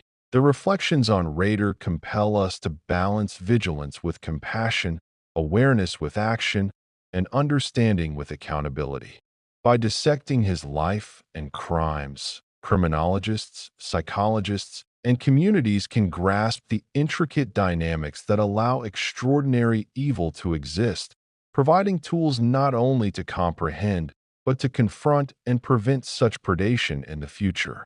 In the end, Dennis Rader stands as both a cautionary example of what can lurk behind ordinary appearances and a testament to the power of persistent investigation and human resilience. In the second part of reflecting on Dennis Rader, it becomes clear that the BTK case offers profound insights not only into criminal psychology, but also into the resilience and adaptability of human systems designed to detect and prevent harm. The nature of Rader's crimes, his meticulous planning, and the duality of his existence challenge assumptions about morality, vigilance, and the limits of human perception. While his outward life projected stability and normalcy, his hidden compulsions reveal the subtle, persistent forms of malevolence that can exist undetected, even within a seemingly ordinary community. That a central theme in understanding Rader's pathology is his compulsive need for structure and ritual. Each murder followed a precise sequence, selecting a victim, preparing bindings, executing the attack, and sometimes retaining tokens to relive the act mentally. These rituals were not haphazard. They were carefully designed to maximize his psychological satisfaction while minimizing the risk of discovery. This combination of precision, obsession, and patience set BTK apart from impulsive offenders and made him extraordinarily difficult to apprehend. The study of his rituals offers law enforcement and psychologists a blueprint for identifying and predicting behaviors in highly organized predators. Rader's ability to live a dual life is equally instructive. He exemplified the phenomenon in which one's public persona can be entirely dissonant from private impulses. To friends, colleagues, and neighbors, he appeared as a model citizen, a father, husband, and community member engaged in civic and religious life. Privately, however, he orchestrated calculated, sadistic crimes for decades. This duality forced investigators, psychologists, and the public to reconsider assumptions about risk, safety, and the outward indicators of criminal behavior. The BTK case demonstrates that appearances can be misleading, and the most dangerous individuals may be those who blend seamlessly into the social fabric. Another critical dimension is the psychological gratification Rader derived from fear and manipulation. Beyond the act of killing, he sought to dominate the perceptions, emotions, and reactions of both victims and the broader community. His letters, taunting police and media, served as instruments of psychological control, extending the terror beyond individual victims to an entire city. These communications reveal the intricate interplay of obsession, ego, and sadism, underscoring that serial predation often involves a combination of physical action and psychological domination. Understanding this aspect of predatory behavior is essential for effective profiling, risk assessment, and criminal prevention. The BTK case also challenges traditional narratives about the predictability of serial offenders. Rader's periods of dormancy, often lasting years, defied expectations and frustrated law enforcement. Yet, these hiatuses were strategic, reflecting a high level of cognitive control and awareness of investigative pressures. They demonstrate that highly organized predators may deliberately manipulate perceptions, creating false patterns or concealing activity to evade capture.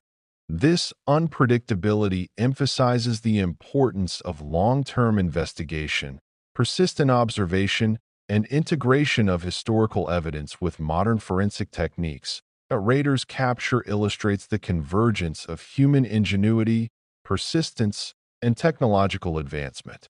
For decades, he had successfully exploited both societal assumptions and investigative limitations. Yet the evolution of forensic science, digital analysis, and interagency collaboration ultimately overcame his concealment strategies.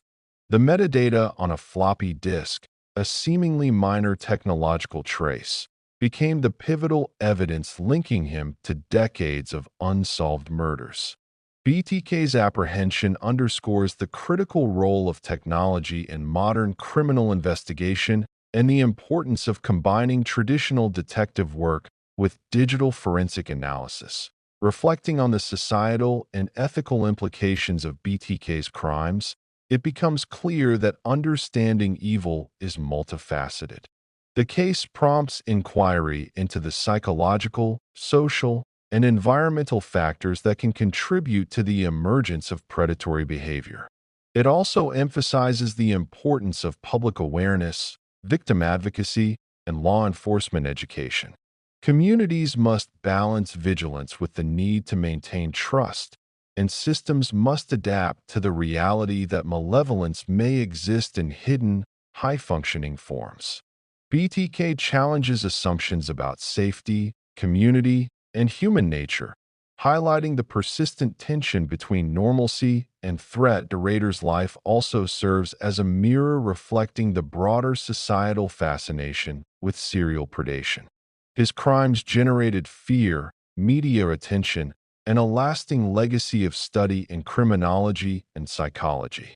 The intersection of horror, fascination, and education provides a platform for understanding not only his actions, but also the societal responses they evoke. Researchers and law enforcement professionals have leveraged BTK as a case study in the psychology of manipulation, the intricacies of duality, and the application of emerging investigative techniques. His life, crimes, and eventual capture have informed best practices in criminal investigation and enhanced understanding of high-functioning offenders that on a moral and philosophical level.